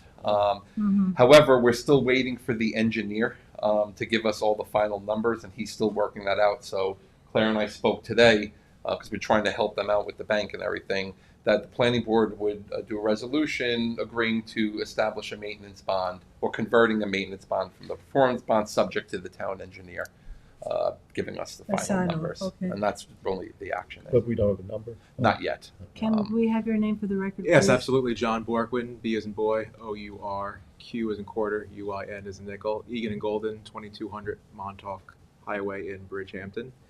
I can give the board a little bit of a background on this. Hi, sorry. Lawrence Citarelli, C-I-T-A-R-E-L-L-I. I'm the owner. And just by way of background, I know that a lot of water has gone over the dam with this subdivision application. So we have as a closeout final conditional approval items. The subdivision was approved by this board in 2016. At the time of the approval, a performance bond was set, secured by a letter from what was then Bridgehampton National Bank. The bond was then reduced several times by this board as work was performed. September 2019, August 2020, and November 2020. Most recently, January 2022, this board reduced the bond from $467,720 to $325,720. Acknowledge receipt of the most recent letter of credit. All these resolutions are in a packet which I submitted to this board August 1st of 2023. I have a copy if you'd so like that. So where we are at the moment, in the time that's elapsed since 2022, 16 out of the 19 lots have been improved with dwellings. Virtually all of this subdivision has been completed. The road passed the Benkelman beam test in July of 2022, over 2 years ago. I've worked extensively with Mr. Trezza and Mrs. Scalera on this. We provided proposed easements for 2 roadway drainage structures, which are sitting on private lots, but which service the road. Those are provided to the town attorney in January of this year. As-built surveys were provided to Mr. Houghton on February 23rd of this year. We're awaiting comments. So where we are, what brings us to, we request the planning board adopt the resolution deeming the road complete, setting forth our procedure for dedication down the path, reduce the existing performance bond from the $325,270 to no more than $60,000 in 6 months in duration for whatever miscellaneous work there might still need to be, if any. And as Mr. Trezza mentioned, convert the same from a performance bond to a maintenance bond. So we're going to have to, we can do something additionally, but Maintenance bond is always a third of the original performance bonds. So that total. Original performance bond, yes. So So what is that amount? 1/3 of the original? Yes. Now, what's the original bond amount? 425, you said, right? So let's see. I have the. You So in read it. January 2022, the bond was reduced to 467. Do you mean the bond that was put in at the time of Of the signature of final the map. conditional approval? Yep. I can pull that up. So that's the amount that a maintenance bond can be reduced to if there's any reduction left. 1/3 of Yes. that? It can't be based on the reduction. No. The maintenance bond is that it's the road. It's making sure the road functions for a year, plantings function for a year, the drainage functions for a year, and then that's always a third. So the original, sorry to jump in, Claire, the original amount was $744,040, but I think what should be stressed is virtually everything has been completed. No, but that's what a Just maintenance the bond code. does. Always, every situation a maintenance bond does is 1/30 amount of the original. So what People does that have the come option to? to Do you have build. that? Do you have it calculated?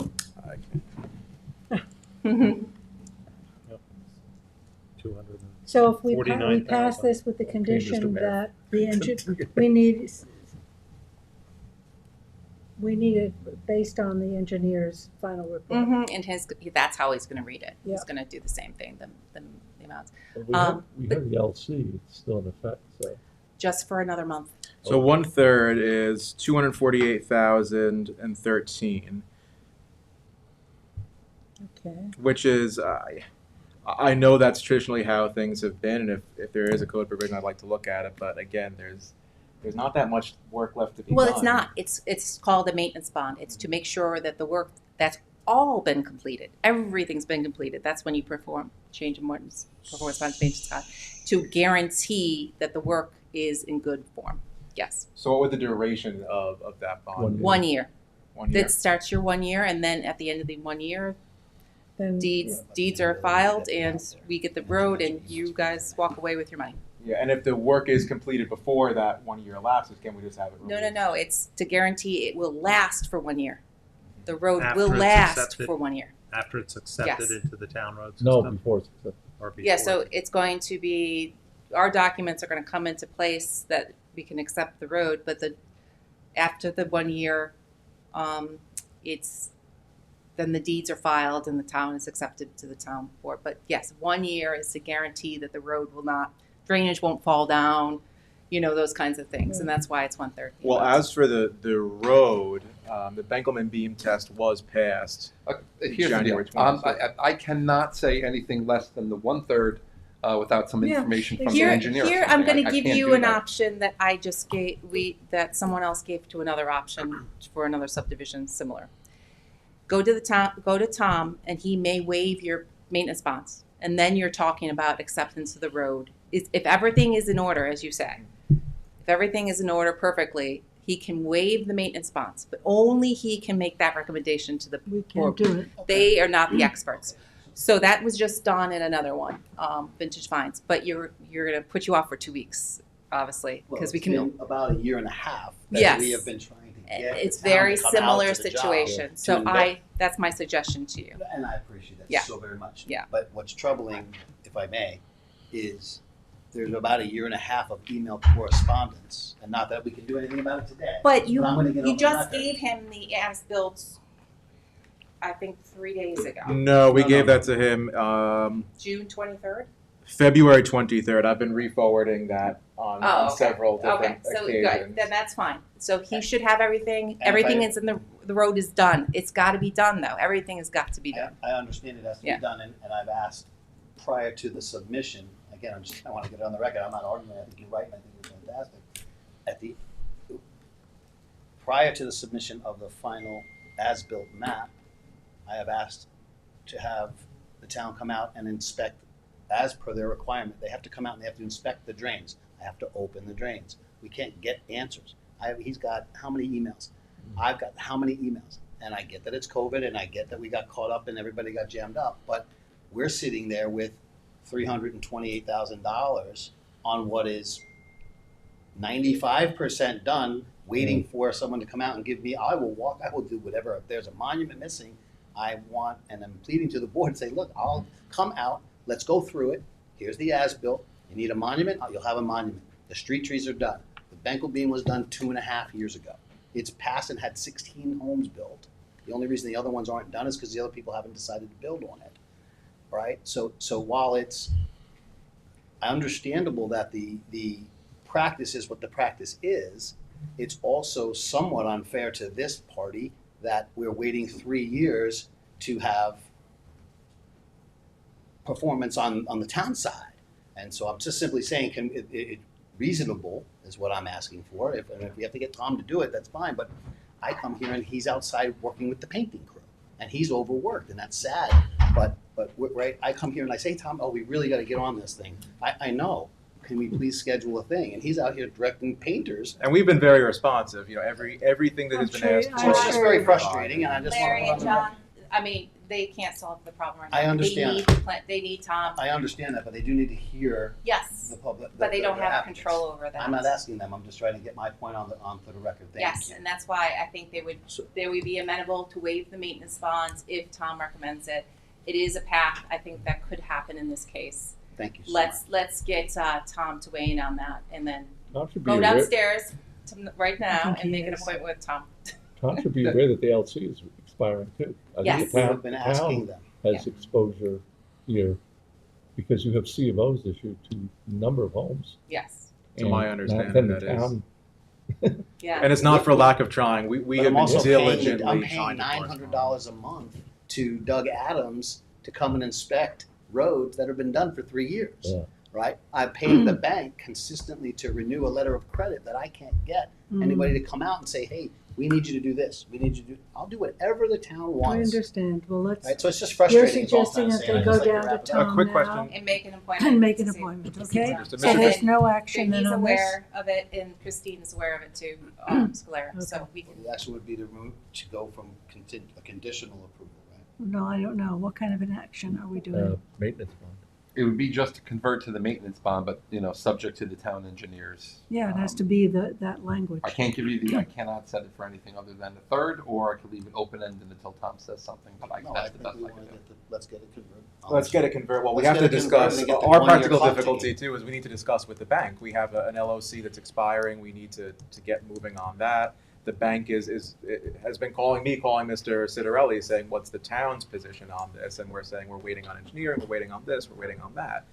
What about the documents? What about We the hear affidavits you. to the town? So what's the that we want third? the town to give back to the bank. Mm-hmm. You need to elaborate on that. Correct. So the bank has been waiting on something I in think- writing, a resolution. May I suggest something? You do the conversion to the maintenance bonds, and then if Tom writes a memo that says maintenance bond can be waived, we just do a resolution Well, on the 11th. subject to with the engineering report. Yes. Okay, so the motion will be to convert this to a maintenance bond.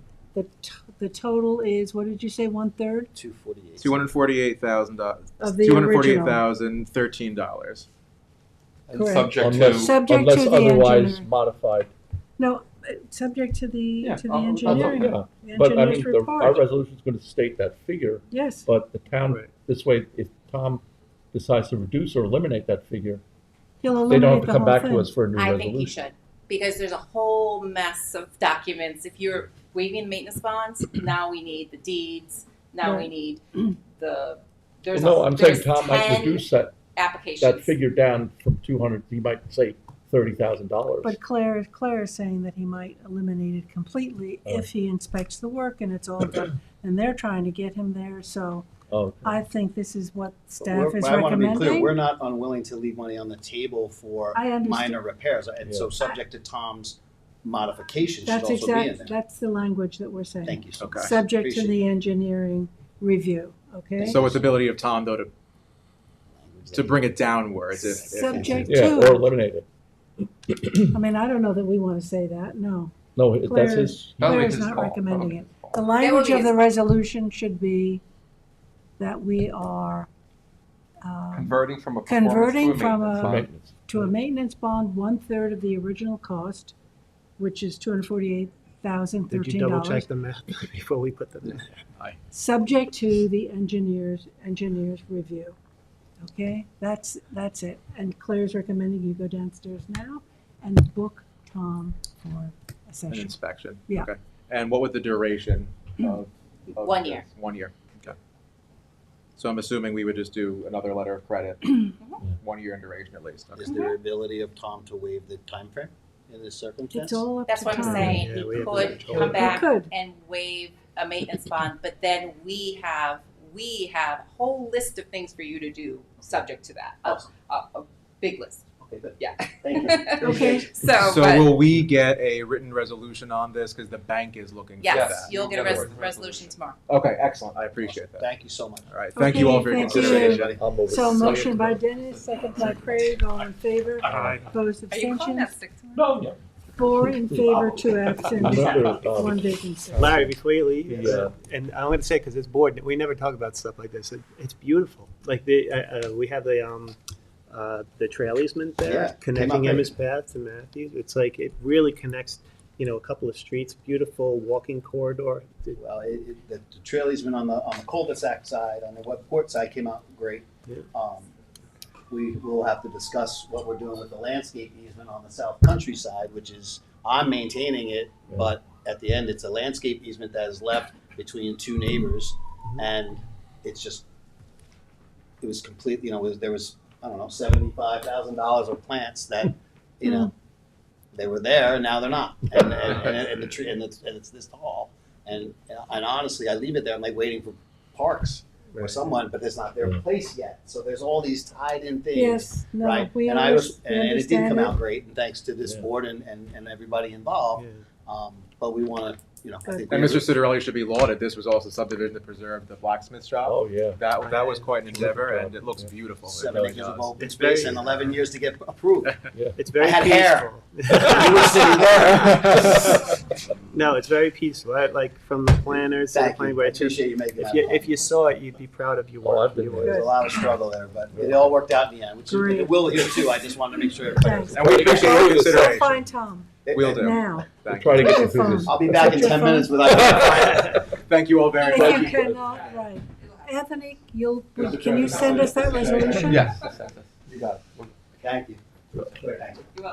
Okay, so we're moving on to number 10, Production Holding LLC. No, but I think we have Hampton Cove Estates, number 7. Oh, did you jump? Oh, number 7, yeah, we jumped.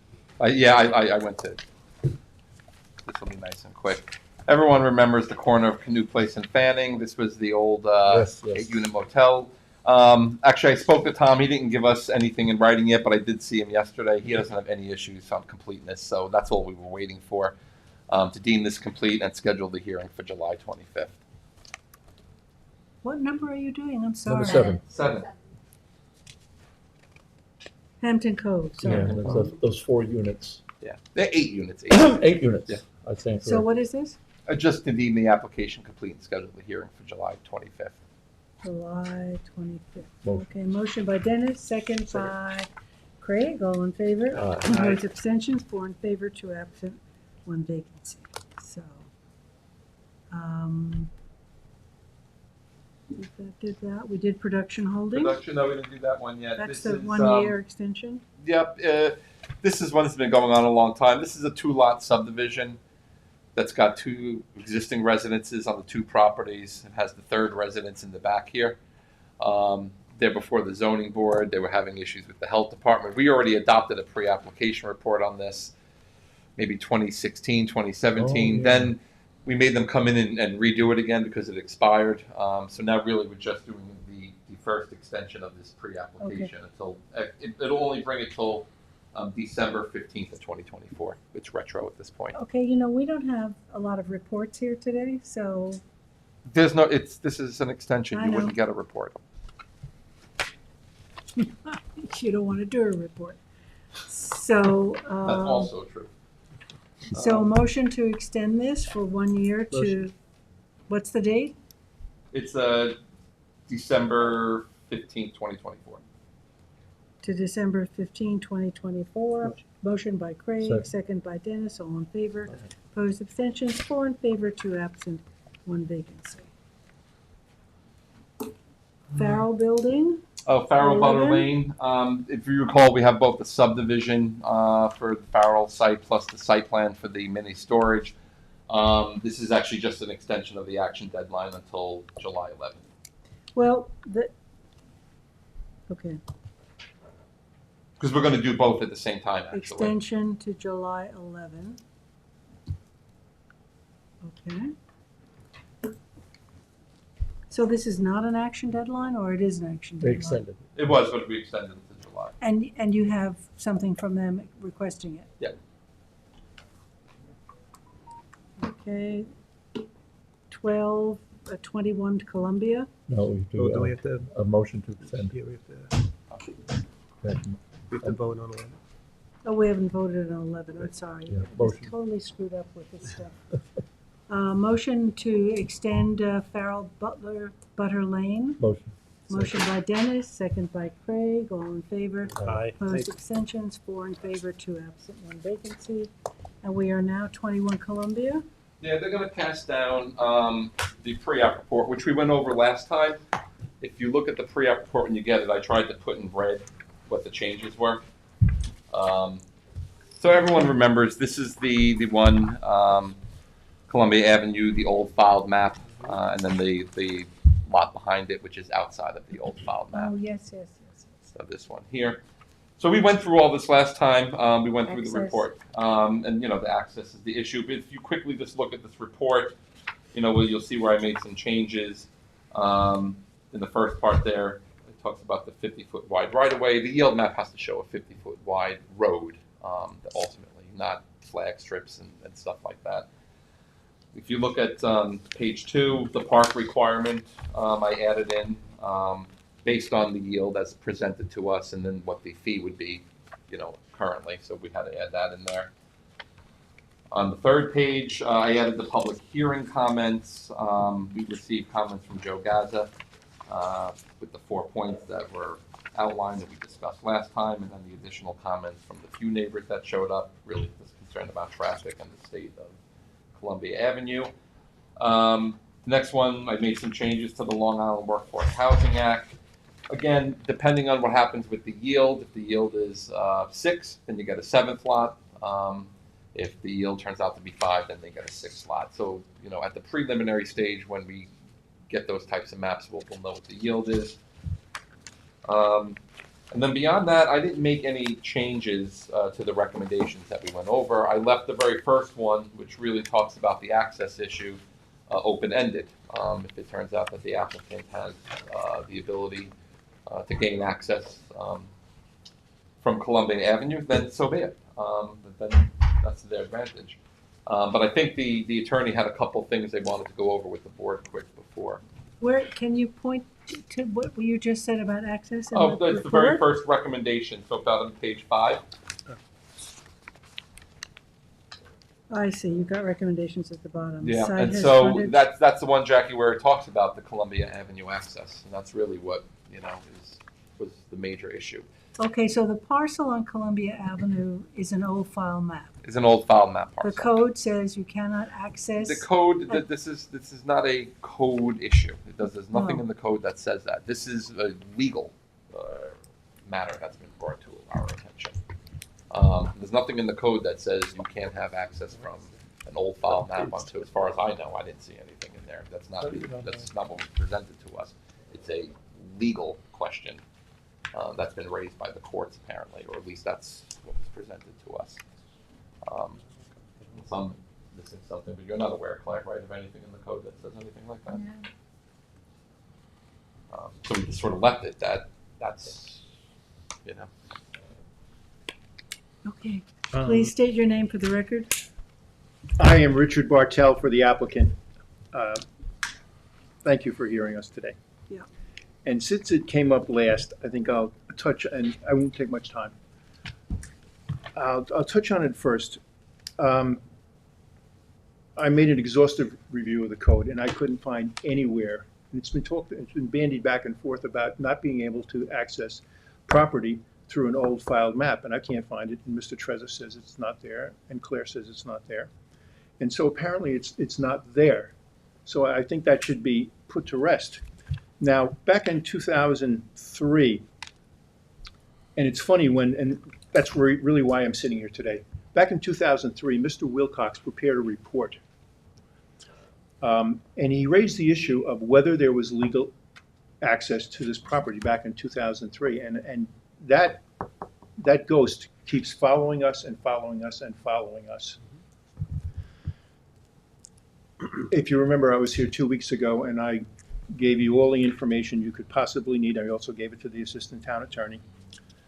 showing that there were 14 other houses on Columbia, none of which was ever asked to prove legal access from Columbia to their lots. These lots are up and down Columbia. None of them was asked to prove legal access, and I don't see why we should be asked to prove legal access. Now, if you look to Excuse this, me, not to cut you off, was that part of a subdivision though? Was access already incumbent upon the lot on Columbia? if you remember, and I happen to have a survey here.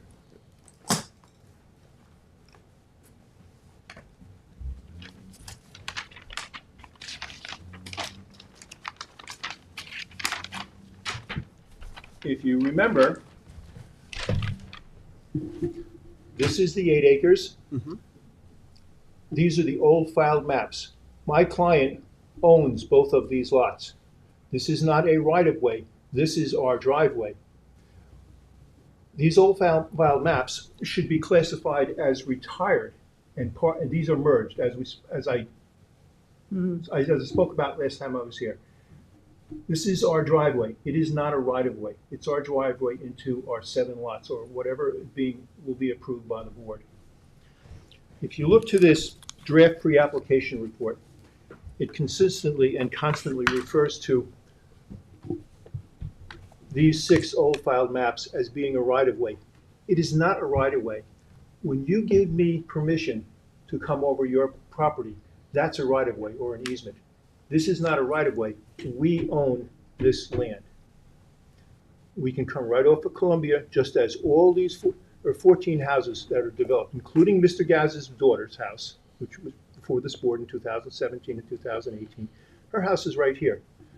Not one of these developed houses was asked to prove legal access. I'm contending that we have legal access in the same way. In 1951, as it was handed over to the board at my last meeting, this was merged to this in 1951. It was merged. Of course, it's in the town code. As I presented to this board the last time I was here, it was merged in 1951. You have the entire title history in the record. Okay. The last time I was here. So that's, and this, just to confuse you even more. Thank you. In 1910, someone subdivided all of this, and it was called the Vanderbilt Park subdivision. That's where all these old file maps came from. Okay, and so we have bought this, which we bought last year. It was merged in 1951.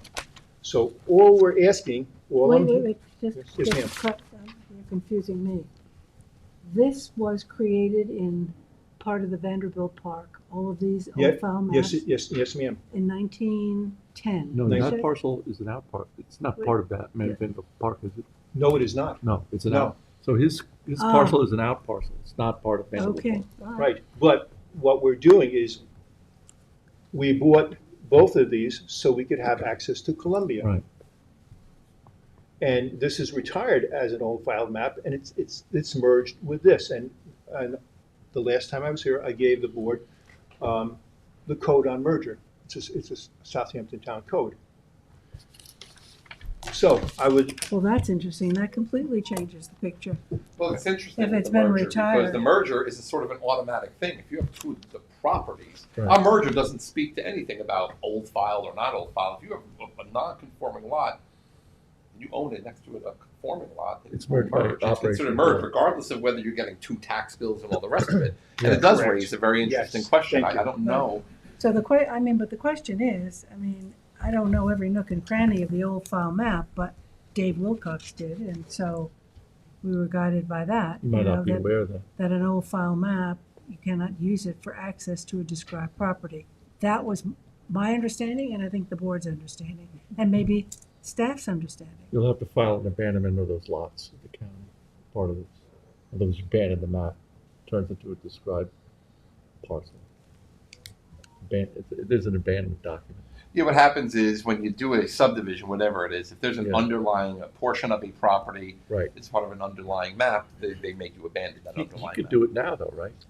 I don't know the answer. That's a good Yeah, question. Well, I've seen that's something people- I'll have to look into.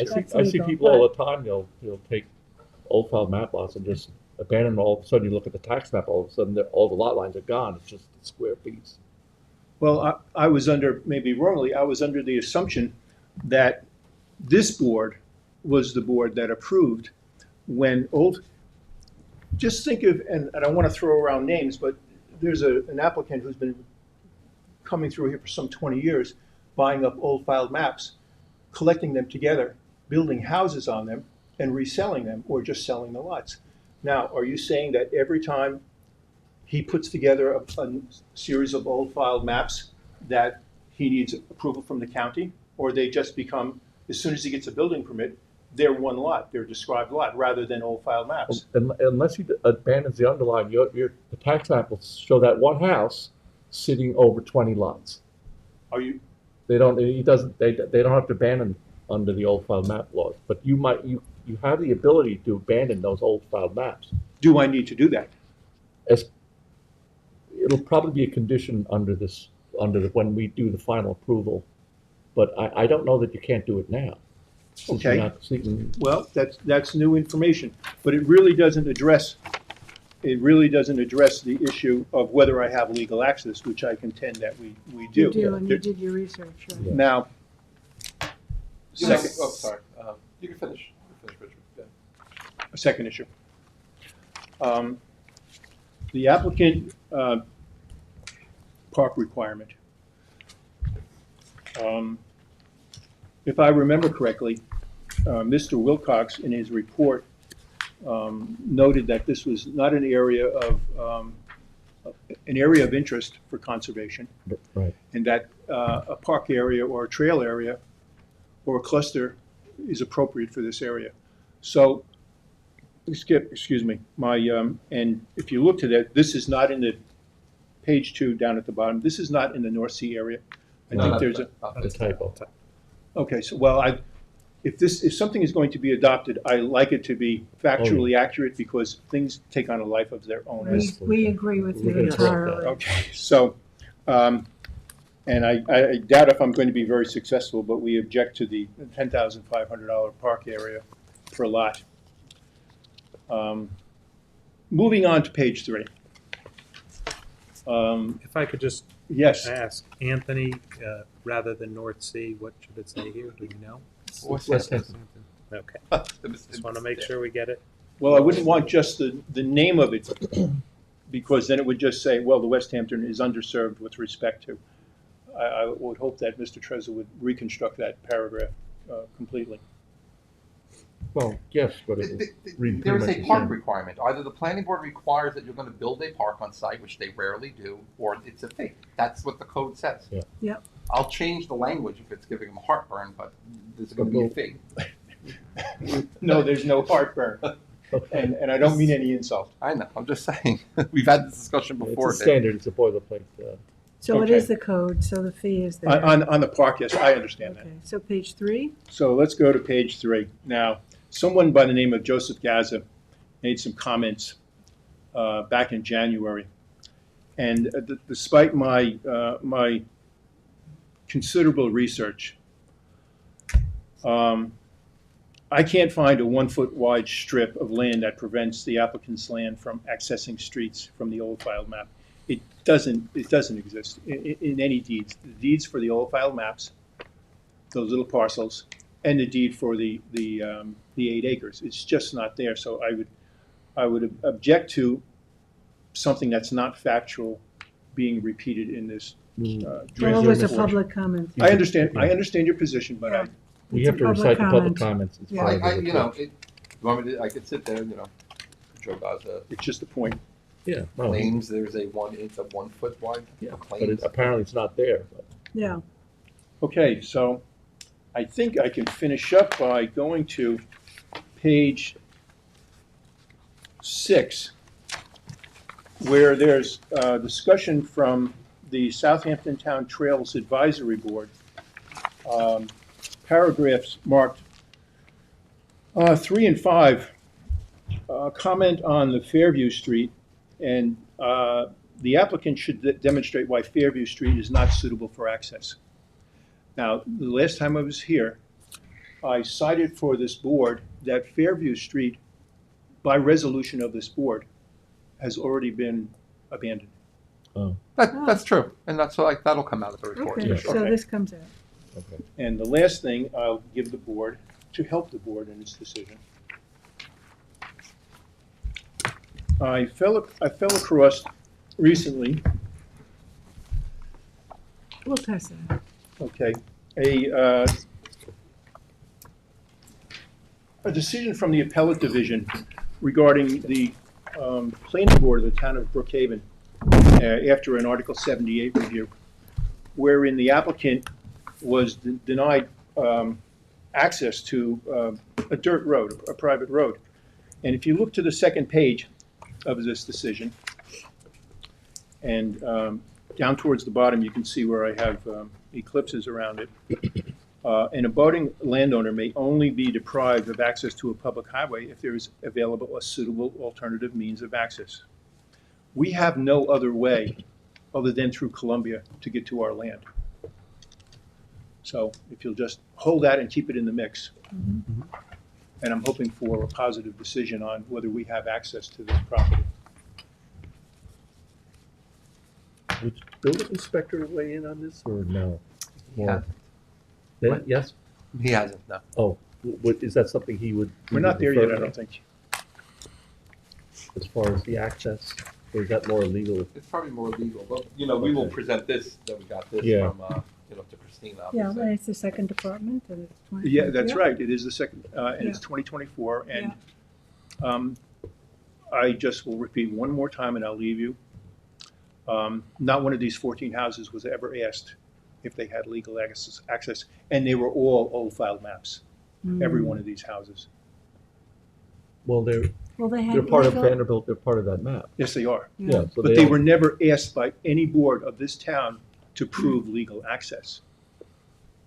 But wouldn't they But have your legal parcel, you- access? Of course, we all Yeah. have, that's why we're here. Off Vanderbilt, though. But the difference is your client's parcel is not part of Vanderbilt Park. It's merged. I have Right. 8 acres and I have 21 Columbia. They were merged in 1951. So I have access to Columbia. 1951 merge. That, Okay. And that- you therein have lies the that question, title- right? you Does- have that Does the title merger listed. change, you know, what we're talking about here? Right. Right. Well, Maybe it does. Well, you've still, it wasn't done- part of the original Vanderbilt Park. That's what the confusion is coming from. I think it's, That's why the other houses weren't asked, where your client's property is being looked at.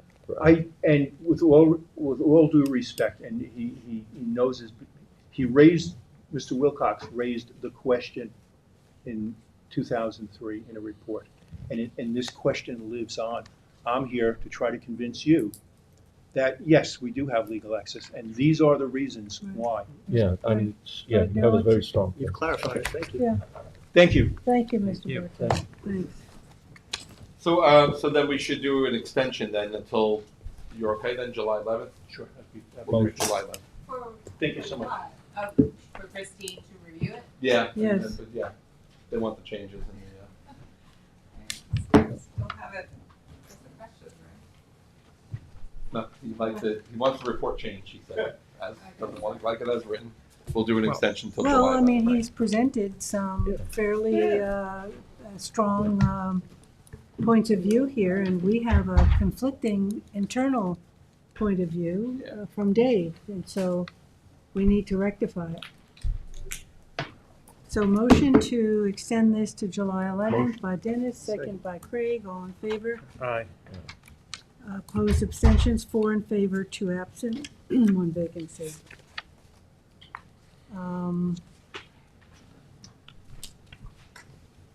70 Court Priscilla.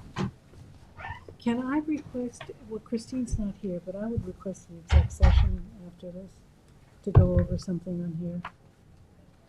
Without Christine? Is she not, he doesn't really know, right? She's not here at all? She'll be here. She'd probably be here like 5, 10 minutes. Is she here? She'll be here by 4, she said roughly. About 4. Okay, well then I'll ask her, okay? We could also hold it in the evening. Hmm? We could also hold it in the evening. Yeah, that's true. Okay, so Priscilla Avenue? Yep, I got it popped up here. You might recall, if you look at the old historic maps, you got these old lots here. Some of them are still small, some of them have merged. This was one where they went to re-subdivide this property into the 2 original lots, and they got the relief from the zoning board to do it. They created the 2 lots. So basically, as you see all these smaller lots here, you see how they're lined up? That's exactly what's happening right down the middle here. And they had relief for the lot area, the lot width, and then they got some setback relief, obviously, because you're going to build on these properties, applying the setbacks to these narrow lots. So yeah, that they were successful with the zoning board. We had a final application that came in recently with the health department. So I have a resolution here. So they're dividing it vertically, not in half horizontally the way the others are. Yeah, so it's creating 2 very narrow lots. 2 very narrow lots, yeah. Okay. Yep. So if you look at the resolution here, I mean, this is a pretty straightforward application. First page is the project description. The Zoning Board of Appeals granted the relief for this. This is a type 2 action. We waived the final hearing with this with a 30-day since we had 2 hearings already on this. Planning Board makes the findings. Again, it's a type 2 action, so no further environmental review. The application was deemed complete on April 25th, 2024, and followed with a 30-day written comment period. No comments were received. The original pre-application report for this was adopted June 9th of 2022. And this project with this map was consistent with that. The Zoning Board of Appeals granted the necessary relief for this project. Let me just see something. Yeah, actually cross that out. Number 4, I have to fix that. That's amended. I have the wrong date. The health department approved this project back in 2020. There was some back and forth going with this. That's what took so long. This actually is one that has an underlying map that you were talking about, Riverside Gardens. So we put in there about the abandonment of the underlying map. Number 7 just comes out. It's not subject to Long Island workforce housing. I don't need to say the additional lot. And they would pay a park fee for this project. Town engineer gave some comments and just note there was some type of existing driveway encroaching on this back. You see this almost like this weird access point in the rear of the property. Tom just notes that there would be no access for this property back here. We would probably note that in our resolution. And actually their plans show the driveways coming off Priscilla, but you can sort of see there's a lot of interaction back here among the properties. Is there a common driveway? Not between these 2. They would each have individual driveways. So there are going to be 2 access points onto... Yep. Onto Priscilla. Yep. Did you say this was originally 2 lots and it was merged? Yeah, they would have. Because they merged. And we're approving substandard lots. The zoning board granted the relief for this. I realized they did their part, but still don't like it. I hear you. It's common when these pre-existing lots merge, that they'll redivide them. What gets me is when there's no pre-existing lots. Yeah, 100%. And so Tom, part of the thing is when the zoning board's looking at this, they're not looking at it the way you look at it. They have 5 tests that they have to look at. And the big one is consistency with the community character. Also ties into whether the variances are substantial. Even if you're asking for a 50% variance, if the character of the community is such that all the lots are that size, then the amount of relief that you're asking for is actually less. So their standards are just different, as much and as they also have the self-created hardship That's number 1. standard. Self-imposed hardship, It's one of them. which is often ignored. It's one of the 5 that they have to look at. So anyway, so the engineer had basic comments, which we always incorporate. Department of Fire Prevention, there's public water and hydrants in the area. Trail said there are no trail implications. The Conservation Board gave a lot of comments. There's no regulated wetlands, but for the very reasons that some of this board just discussed, they reject the subdivision. Water quality issues, septic issues, groundwater, for the same reasons they object to it. So no support from conservation. Next page, page 4. Highway Department, they always ask for a hold harmless due to the drainage structures in the road. So they just want the hold harmless form, which we've gotten before. So the resolution is to approve the subdivision with the following map changes. The building envelopes have to be removed. Postal delivery numbers have to be shown on the map. The building setbacks that apply to each lot per the ZBA variance should be shown on the map. I think I like having the map notation in case that's what the building department's looking at. And then they have to revise the note as it pertains to compliance with the zoning. The park fee is going to be $2,500. Actually, yep, it's $2,500 for the one new lot that's being created.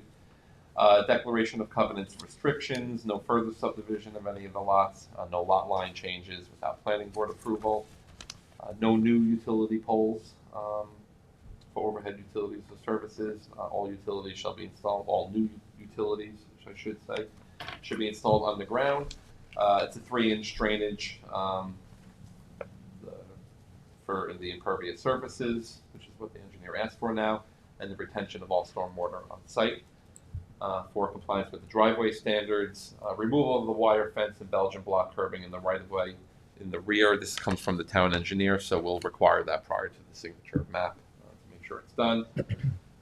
Submission of a mortgage consent, the title certification, certificate of abandonment for the underlying subdivision map, if required. I never know when the county is going to, it's hard to say, so we just put it in. Town attorney approval of all legal documents, and then submission of the Mylars and paper prints for the planning board to sign, and then to file those maps within 62 days. Anthony, I may have missed it, but the point you made about it originally was 2 lots, is that in here anywhere? Because if I'm going to vote for this, I would like that to be noted in here, that that's one of the reasons that we would approve it. Sure. If other people would So I'll put in the findings that the planning board finds that this was originally 2 lots, part of a subdivision map, whatever, and subsequently merged, But bear in mind that's the important. zoning. Yeah. What was that? No, I totally agree with Tom. Otherwise, we are approving substandard lots and we're adding to the density. So if this is precedent that they were 2 lots, became 1, and now they're re-subdividing it. No, the zoning board actually changed the zone when they do this, is what I've been told. They actually change the zone on the property. So they're not substandard lots. Well, if you get a variance. Well, they got the relief. So, They got the relief, so we're not approving, it's important that we're not approving substandard lots. The zoning board changed the zoning. That's why I typically was trying to put the zoning board decision in very early in the resolution. Yeah. But I think Tom's point is well, that we should indicate that it was 2 Yeah, lots I at mean, one that's point. So we'll put that in. I could do that Thank and note that it was a But this differs from some of the other maps we've seen, most significantly the one in Hampton Bays, where you had a substandard lot that had that was not merged, and they're applying, I don't know the status of that lot, they're Right. applying to further divide that. Right. Based on character of the area. I don't know if I don't know how strong that test is, Anthony. You deal with the zoning board all the time. Well, we always put in our referral comments the transfer of development rights. Even this one. This one also probably put in the transfer of development rights because it says it in the code. But this one, they've done dozens of these. You Yeah, get they like have. Right. a dozen of these a year. They're all in Flanders and some in Hampton Bays. The what you said last time when we talked about the one in Hampton Bays, if that's reflected, but I think in your report last time it was reflected, then I present that to the zoning board. At least I have something that says the planning board strongly objects to this because of X, Y, and Z. It does get to them. Absolutely. Right. Okay, let's move on. Okay, so motion to approve. Motion by Dennis, second by Craig. All in favor? Aye. Opposed, abstentions? 4 in favor, 2 absent, 1 vacancy. Let's, do you have just one more, Anthony? Or? No, you could continue. I'm here. So. Well, I don't have Teresa here, so. Teresa's not here. 2297? That was adjourned, but it's going to be adjourned. 2297 is off? No. 2297 is not off. Oh, what's off? So let's do 18, Anthony, 200 West Montauk Highway, that's an extension? That's an extension until July 11th of 2024. Just 2 weeks? Yeah, I mean, we just got the engineering stuff. Okay, so motion by Craig, second by second. Dennis, all in favor.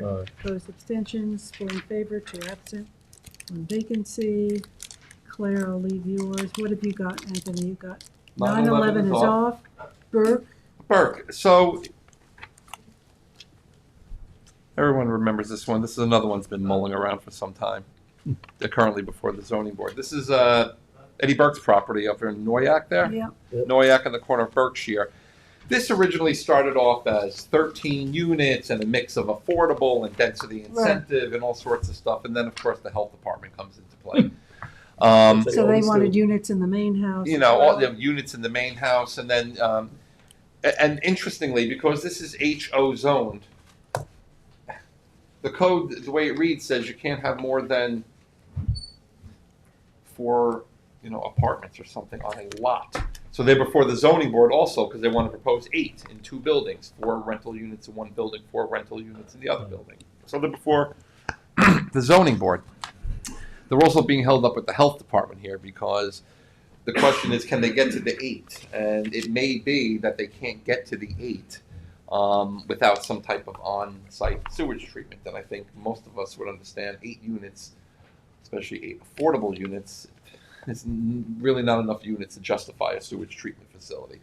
So, where they're proceeding with the zoning board for 8 units, we're going to proceed with the 8 units, for the affordable, and do the secret based on that. This may be a phased development. It may have to come back to the planning board to do 4 units, but the applicant still wanted to proceed with the 8 units because that's what their plan is for at this stage of the game. And actually, I just want to pull Can this. they do package plans or no? What's that? Can't they do package? Yeah, they're exploring all their options. I just want to show the board something real quick. Anthony, can I do 4 units with accessory apartment? They're going to explore all their options. Is basically what they said. I just want to show the planning board real quick. Actually, this is.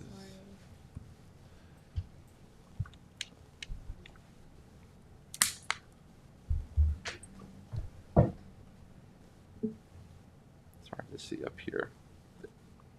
You got the existing structures in the back. Trying to preserve the existing access off of here because they have a lot of trees. So, but the 2 buildings be lined up here. Most of the property remains pretty undeveloped. So there would be 4 units in here, 4 units in here. Parking.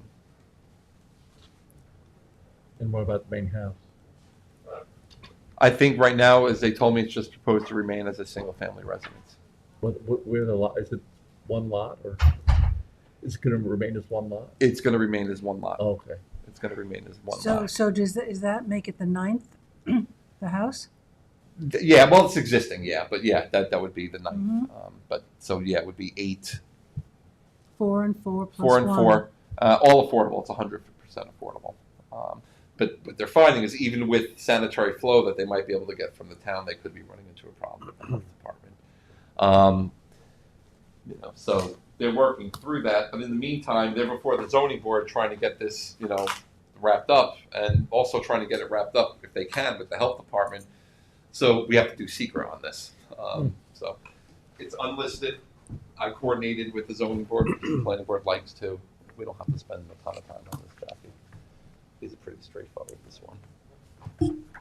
Can you pull up an aerial of this location? There you go. I'm sure we'll You have a March 14th deadline, is that correct?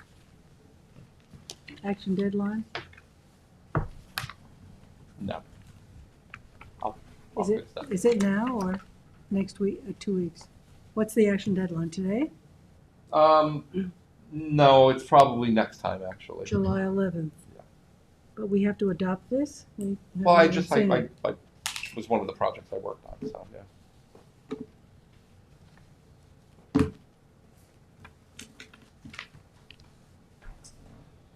Is it in any overlay? So it is in the archaeological and the aquifer. It's got a lot of pre-existing clearing.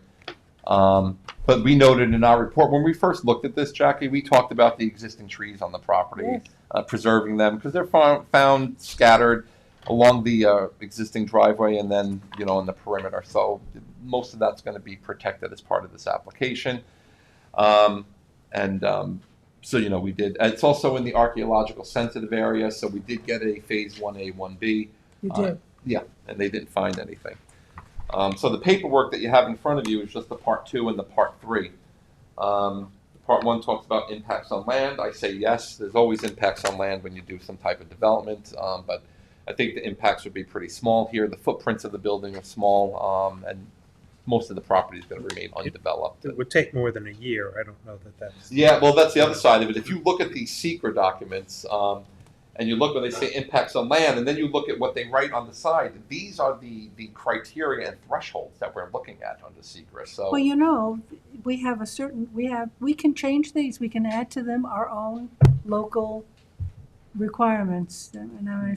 right. But we don't. We use the ones that the state. Well, I know, because we never have the time to do it, but I've discussed it with Claire any number of times. But there would be some impacts on land, but they would be minimal, and probably properly mitigated. In the site design, like I said, it's not an intense development. Impacts on geological features. None. This property is pretty flat, doesn't have any significant geologic features. Impacts on surface water. I do say yes in here. Obviously, we have Trout Pond and the other across the street, but that the patent impacts would be minimal. We're going to get the IA system, obviously, as part of this. There's going to be no additional clearing, and we may very well get some revegetation out of it, depending on, what happens during the What's review the road process. right across the street? What's that? The right across the street, is that Pine Neck? Pine? No. Yes, Pine Neck. Yeah. Yes. I think that street or the next one over, Birch or whatever, one of them has very significant flooding problems along Noyak Road there. But that's just something to comment on. There are flooding issues along Noyak Road. For sure, in general. So impacts on surface water, I said yes, but they would be minimal. Same thing with the groundwater. We do like to note it's still new development, so there's always some type of impact. But I think, again, with the inclusion of a IA systems and maybe some revegetation, that would be good. So you say impacts on flooding. We could say yes to this if you want, Tom. Note that there seems to be existing flooding issues on Noyak Road. Yes. And that obviously as part of this project, we'd make sure all the runoff is contained on site as part of the engineering review. So we'll put that in there for sure. Impacts on air, we wouldn't expect any with this project. Impacts on plants and animals. This property, like I said, is pretty devoid of significant woodlands, so we will protect what's there. Well, the long-eared bat, in terms of... Oh, that's true. That is all inclusive now, actually. It's all inclusive, so you have to include that. Yep, we could do that. I'll fix that. I'll change it to yes then. Agricultural resources, no impacts on that. No impacts on aesthetic resources. Impacts on historic and archaeological resources. I just said yes because it is a historic area, and then we note that. What's the age of that building, the main house? The age of Been this. there a long time. Yep, I'll tell you right now. Just give me 1 second. 1914.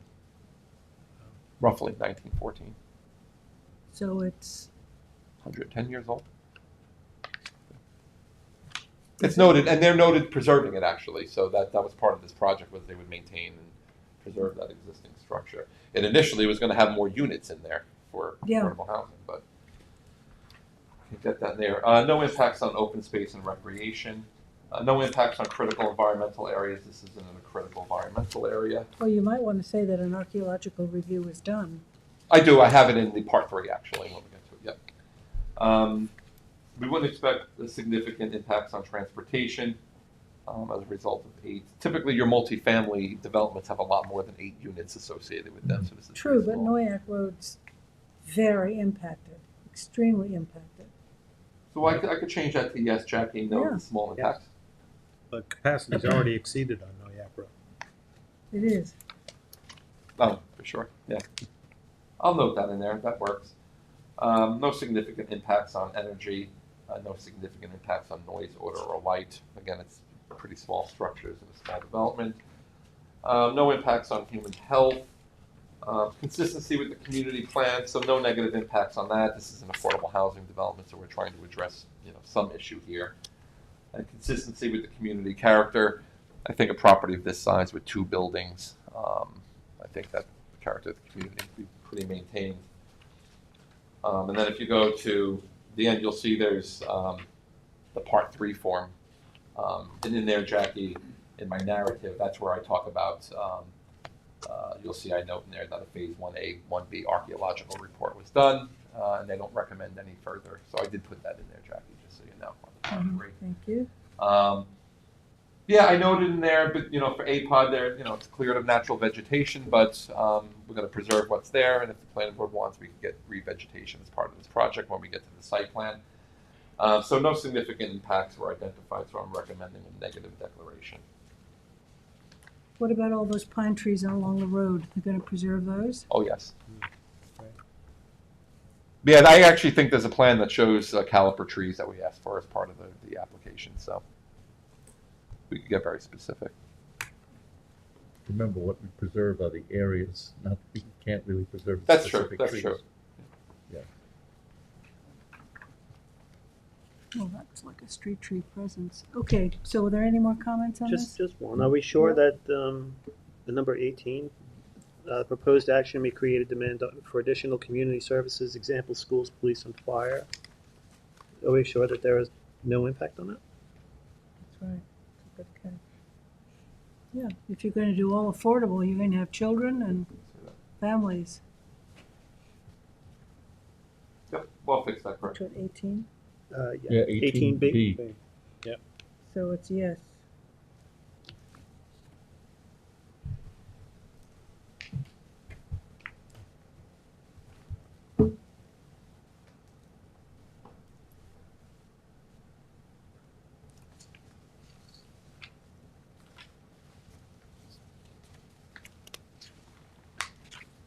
Anything else from the board? On 18E, is it inconsistent with the predominant architectural scale and character? Asking that question. Well, we're Most of these- preserving the house. Yeah, they're preserving the house. Okay. No, they used, and we looked at it, and I apologize, I was having issue with the PDF stuff today. It's of a traditional design. I wish I had some renderings I could look up. When they came in, we made sure they designed it as sort of a historic. Think sort of like that white building design that we did for the medical offices in Hampton Bays, that style of the buildings is what it looks like. Okay. So.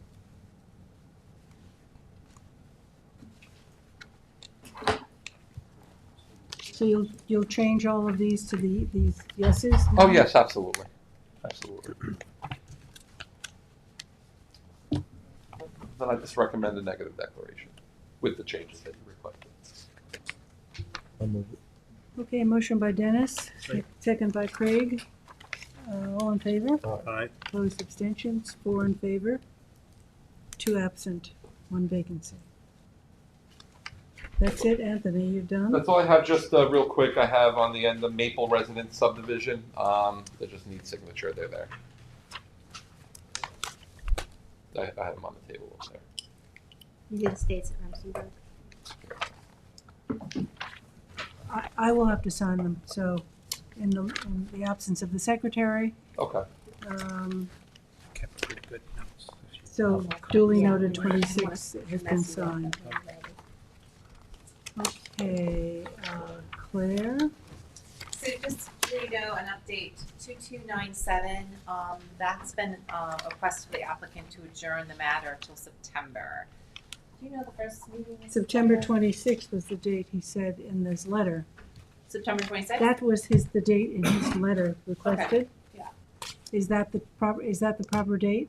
September 26th? There is, we have one September 12th. That makes sense. No, the second, Yes. what's the second? 26th. planning? 26th, yep. It is the 26th. Yeah, so that's fine. We don't have to even pass a resolution, it's just on the record, Okay, it's on the Okay. record. No action. no action. So Claire, you've got a bunch, I starting do have with a couple 15. people, yes, so Hampton's Pond, this was last week, last meeting, this is for tropical smoothie. And then they have reduced the plan, about 15%. You want to step up here? The sign, right? The sign, yep.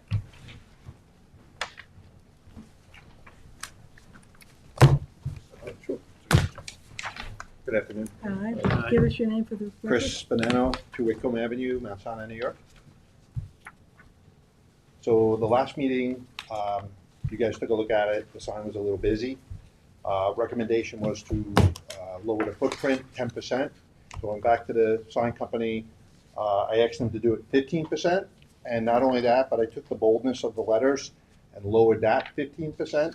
So it actually came out a little neater than the thickness. Yeah. And the footprint is significantly lower on the sign. And it complies, Claire, the Yes, percentage? it does comply with the code, yes. Okay. Yeah. Do you have the, yeah, that's Yeah, what I did looks too. much better. It's much better when you compare them, Yeah, you can see Yeah. this was a lot bolder. Right. Mhm. Yeah. Yeah. It's just neater looking. Yep, much better. Great. So I do have a Thank you for- resolution Okay. prepared. For that suggestion. And it says, I'm going to put the percentage in it, just that you discussed at this meeting, I didn't put that in there, but it's approved, this latest plan, which is dated June 25th, for the Smoothie Cafe, for the two signs, one facing the road and one facing the interior parking, which is permitted. That's not on here, right? That's an add-on. No, That's it's what it- actually Hampton's Pond, it's just Oh, was put it in December there? 15th, a tropical Thank you. smoothie cafe, sorry. Thank you. As a reference, Hampton's There Pond we go. 15, yeah. Okay, So thank then you. that's the resolution, it's got all the facts in it. Okay, you have it? Yep. Everyone, I got money, copies. Thanks, Clay, I'll put.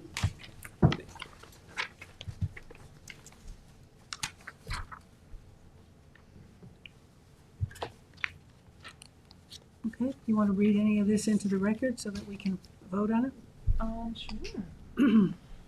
There's an extra copy. I never keep one for myself. Can I have an extra copy? Yeah, great.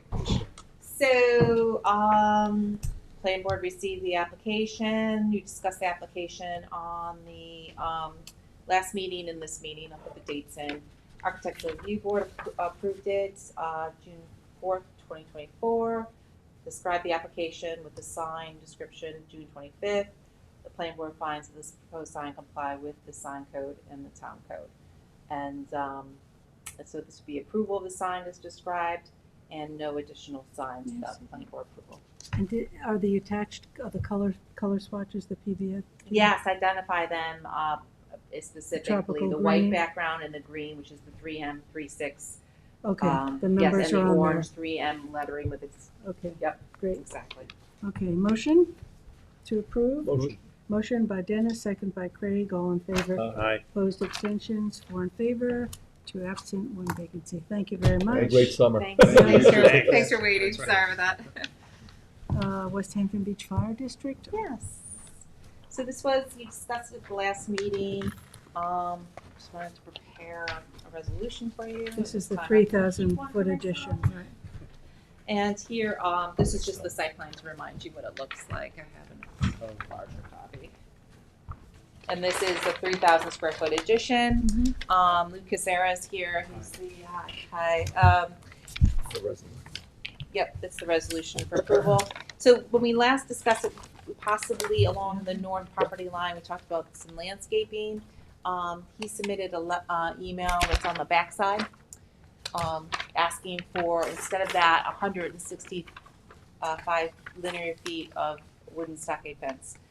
That would be a good effective screening to that neighbor instead. So if you want to speak about that. As Claire said last time I was here, I think, and I reviewed. Can you just identify Yes, yourself? I am, I'm sorry.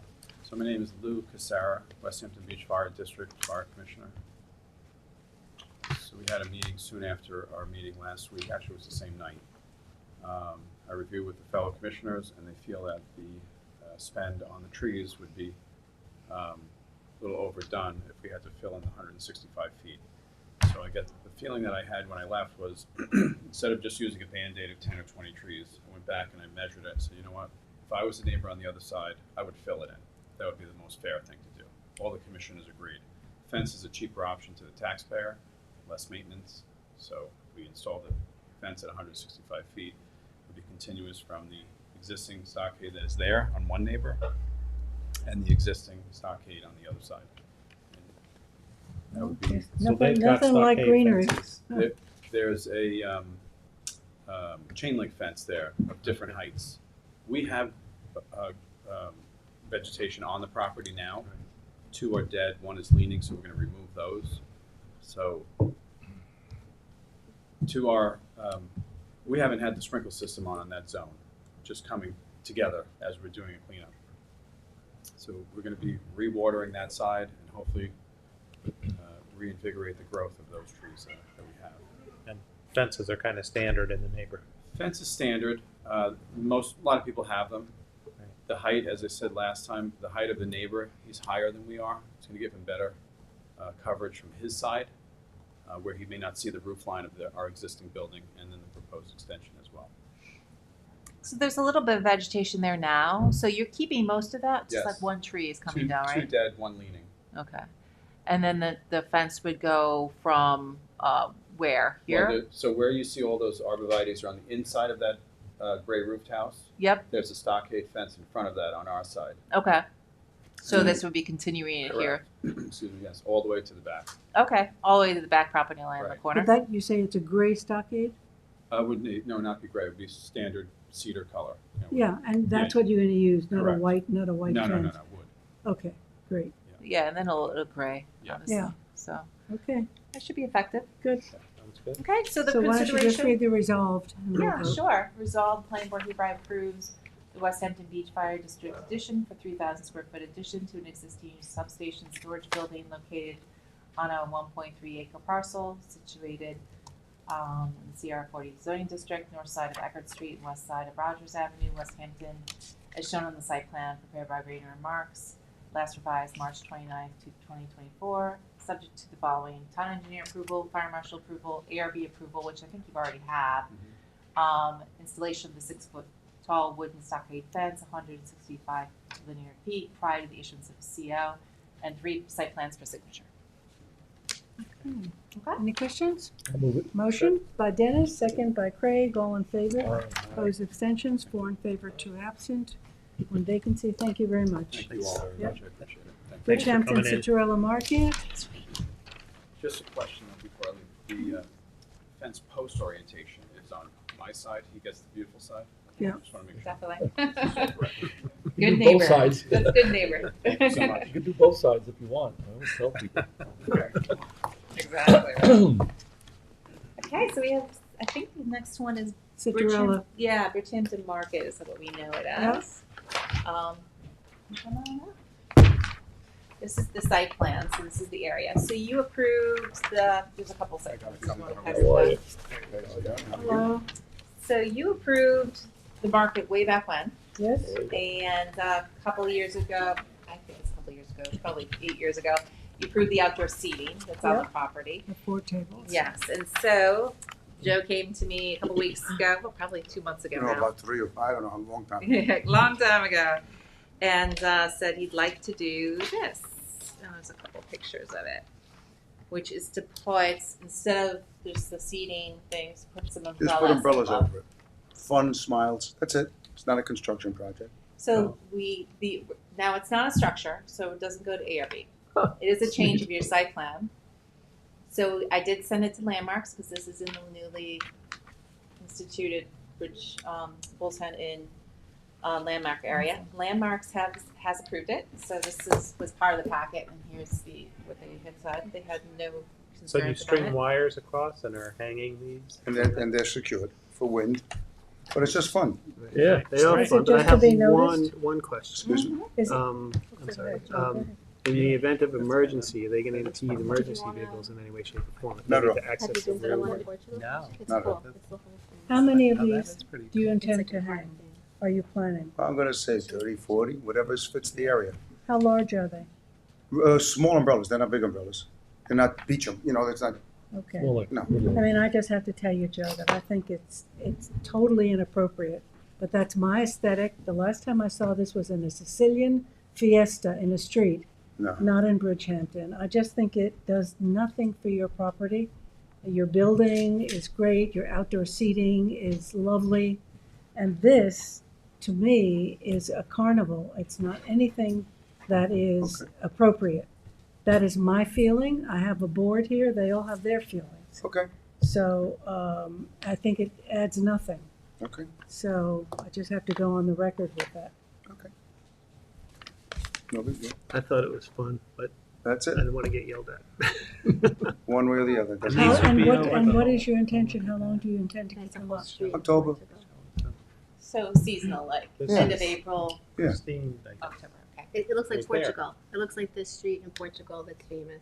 This is from Portugal? Yeah, there's Yeah. two. The original was in an island off Portugal, somewhere else. I forget where it is. Madeira? But maybe, and it's a whole street. A and whole they're street, all- all umbrellas. They did the same thing in Sicily. I just don't I think didn't it's see Sicily, appropriate for this is the Bridgehampton. Dominican Republic. That's where I saw it, Yeah, in the Dominican Republic. right. I never saw Sicily. So, Wherever you are? So they would need to be, what, 14 feet high for your delivery trucks to get in? No, there's no trucks. It's This is over It's the an seating open area. front Oh, just area. the seating area. It's not a front Oh, sorry, I area. thought you were doing like. No, Oh, just, okay, gotcha, it's not a big deal. gotcha. It's, trucks go around on the other side, this is only probably the size of, half that little- room. a little narrow, maybe a little longer than this one. Well, we can get a Okay. dimension, because the area is these seating areas. Yeah, the So seating we area would is put a there. dimension on it too. Okay. Well, I'm not counting for votes. However, the next meeting should have a more full board if you want to consider it. It's okay, I'm not, if I don't get 4th of July, it's not worth it. Um, Really, it's not worth it. I've been waiting since April, I think it Yeah. came to you. you can So it's do not, it. if it's worth it, fine. If it's not, it's not.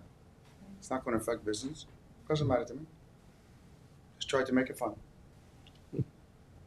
You don't do fun here. There'll be no fun today. Okay, no fun That's today. not the No point. fun today and no fun tomorrow. Okay. Well, we'll talk after this. But I'm not, yeah, I don't, Can't bring this up today. yeah, exactly. Okay. Okay. When you Thank bring you. your store to West Hampton, is that still, I've heard rumors, I didn't. You have no idea. I've done East, Bridge, and South. Yeah. You have no idea Yeah. about West. That tells you all you need to know, Chris. You have no idea. We need you. Thanks for waiting. Thank you all. Thank Thank you. you. Thank you. Okay, what do Yeah, the Atlantic Golf Club. oh, yes. It's always last. Why did I do this? And then, and are you Rawson? Yes. Yeah, that's off the agenda. You can He's take not that. last when it comes to grabbing the bagels at North Sea Market on Sunday morning, I'll tell you that much. It's like, Jesus, save some. You're still the golf course specialist, right? I guess it's a golf course. Found your niche. This Found is your niche. the original approval, and you can see it's from 2018. And you're gonna get a cubicle down in the office here. Yeah. And so they have completed a large portion of what they needed to do with this project. They did the reorientation of the driving range. They established, in this case, they were re-landscaping a certain area that was a wetlands, but no well was a wetlands, and then, do you want to pass up the plans? And then they restored a wetlands on another portion of the property, and it was overseen by Marty Shea and was very successful. So that's been done, been monitored for the last 5 years, right? Yeah, we had, just if I You go identify back yourself. a little bit, sorry, Tony Panza, architect for the Atlantic Golf Club. The project was put forth to you in 2018. The approval was given in 2019. As Claire mentioned, it's kind of a phased project in that we had to establish essentially a new wetland to be able to do the work at the range. And we did those two tasks, and the last part was then going to be to build this building, which essentially is underground. You see from the images, it's under the driving range. We got into the work of doing all the landscaping and everything around that time. We got into the 3 years of Marty coming out. Actually, Marty didn't personally come out all the time. We had to hire an independent company. Marty signed off on everything, and he was good. In that time, we had COVID, and the club decided that it wasn't the right time to go and build a teaching facility, even though they had done the landscaping portions of it, that it was the right time to build staff housing because they needed to have rooms with individual bathrooms. That, as you know, the staff housing got pushed back, so this got pushed back. And they're not looking to construct this year. It's just that it expired, and they want to be able to have the ability to complete this after they get done with their staff housing project. There was a health department approval, which has been re-upped for another 3 years. I just brought the smaller 11 by 17s there. I have the original stamp drawings, which are larger, if it helps. But again, we had no public comments because the building is essentially under their driving range. Their driving range is it's up here, and then there's this big cut, and we were putting it underneath. And it's solely for the teaching of golf. So what's our action here? This would be to give it another 2 years for the reapproval. Of the wetlands permit. The Or- wetlands actually was all completed. This is just the site plan for the teaching facility at this point. Yes. To extend it for 2 years? Yes. Okay, any questions? I'll move it. Motion by Dennis, second by Take that. Craig, all in favor? Aye. Opposed, abstentions, 4 in favor, 2 absent, 1 vacancy. Thank you That's very it. much. Thank you, Tony. Have a good Thank holiday. you. Thank you. Do you want me to take this so you don't have to? Yes, please, thank you. You can have this one too. Okay. Okay, I think we have done everything. This is motion to adjourn. Motion? Before Motion- you adjourn, did you want to go into a closed session Yeah, and closed then session. adjourn and Yeah. then close after that? Yes. So we're going into a closed session. Thank you. That's executive? Closed. That's Yes, you have to leave. Okay. Can Anthony come back? Anybody that you want.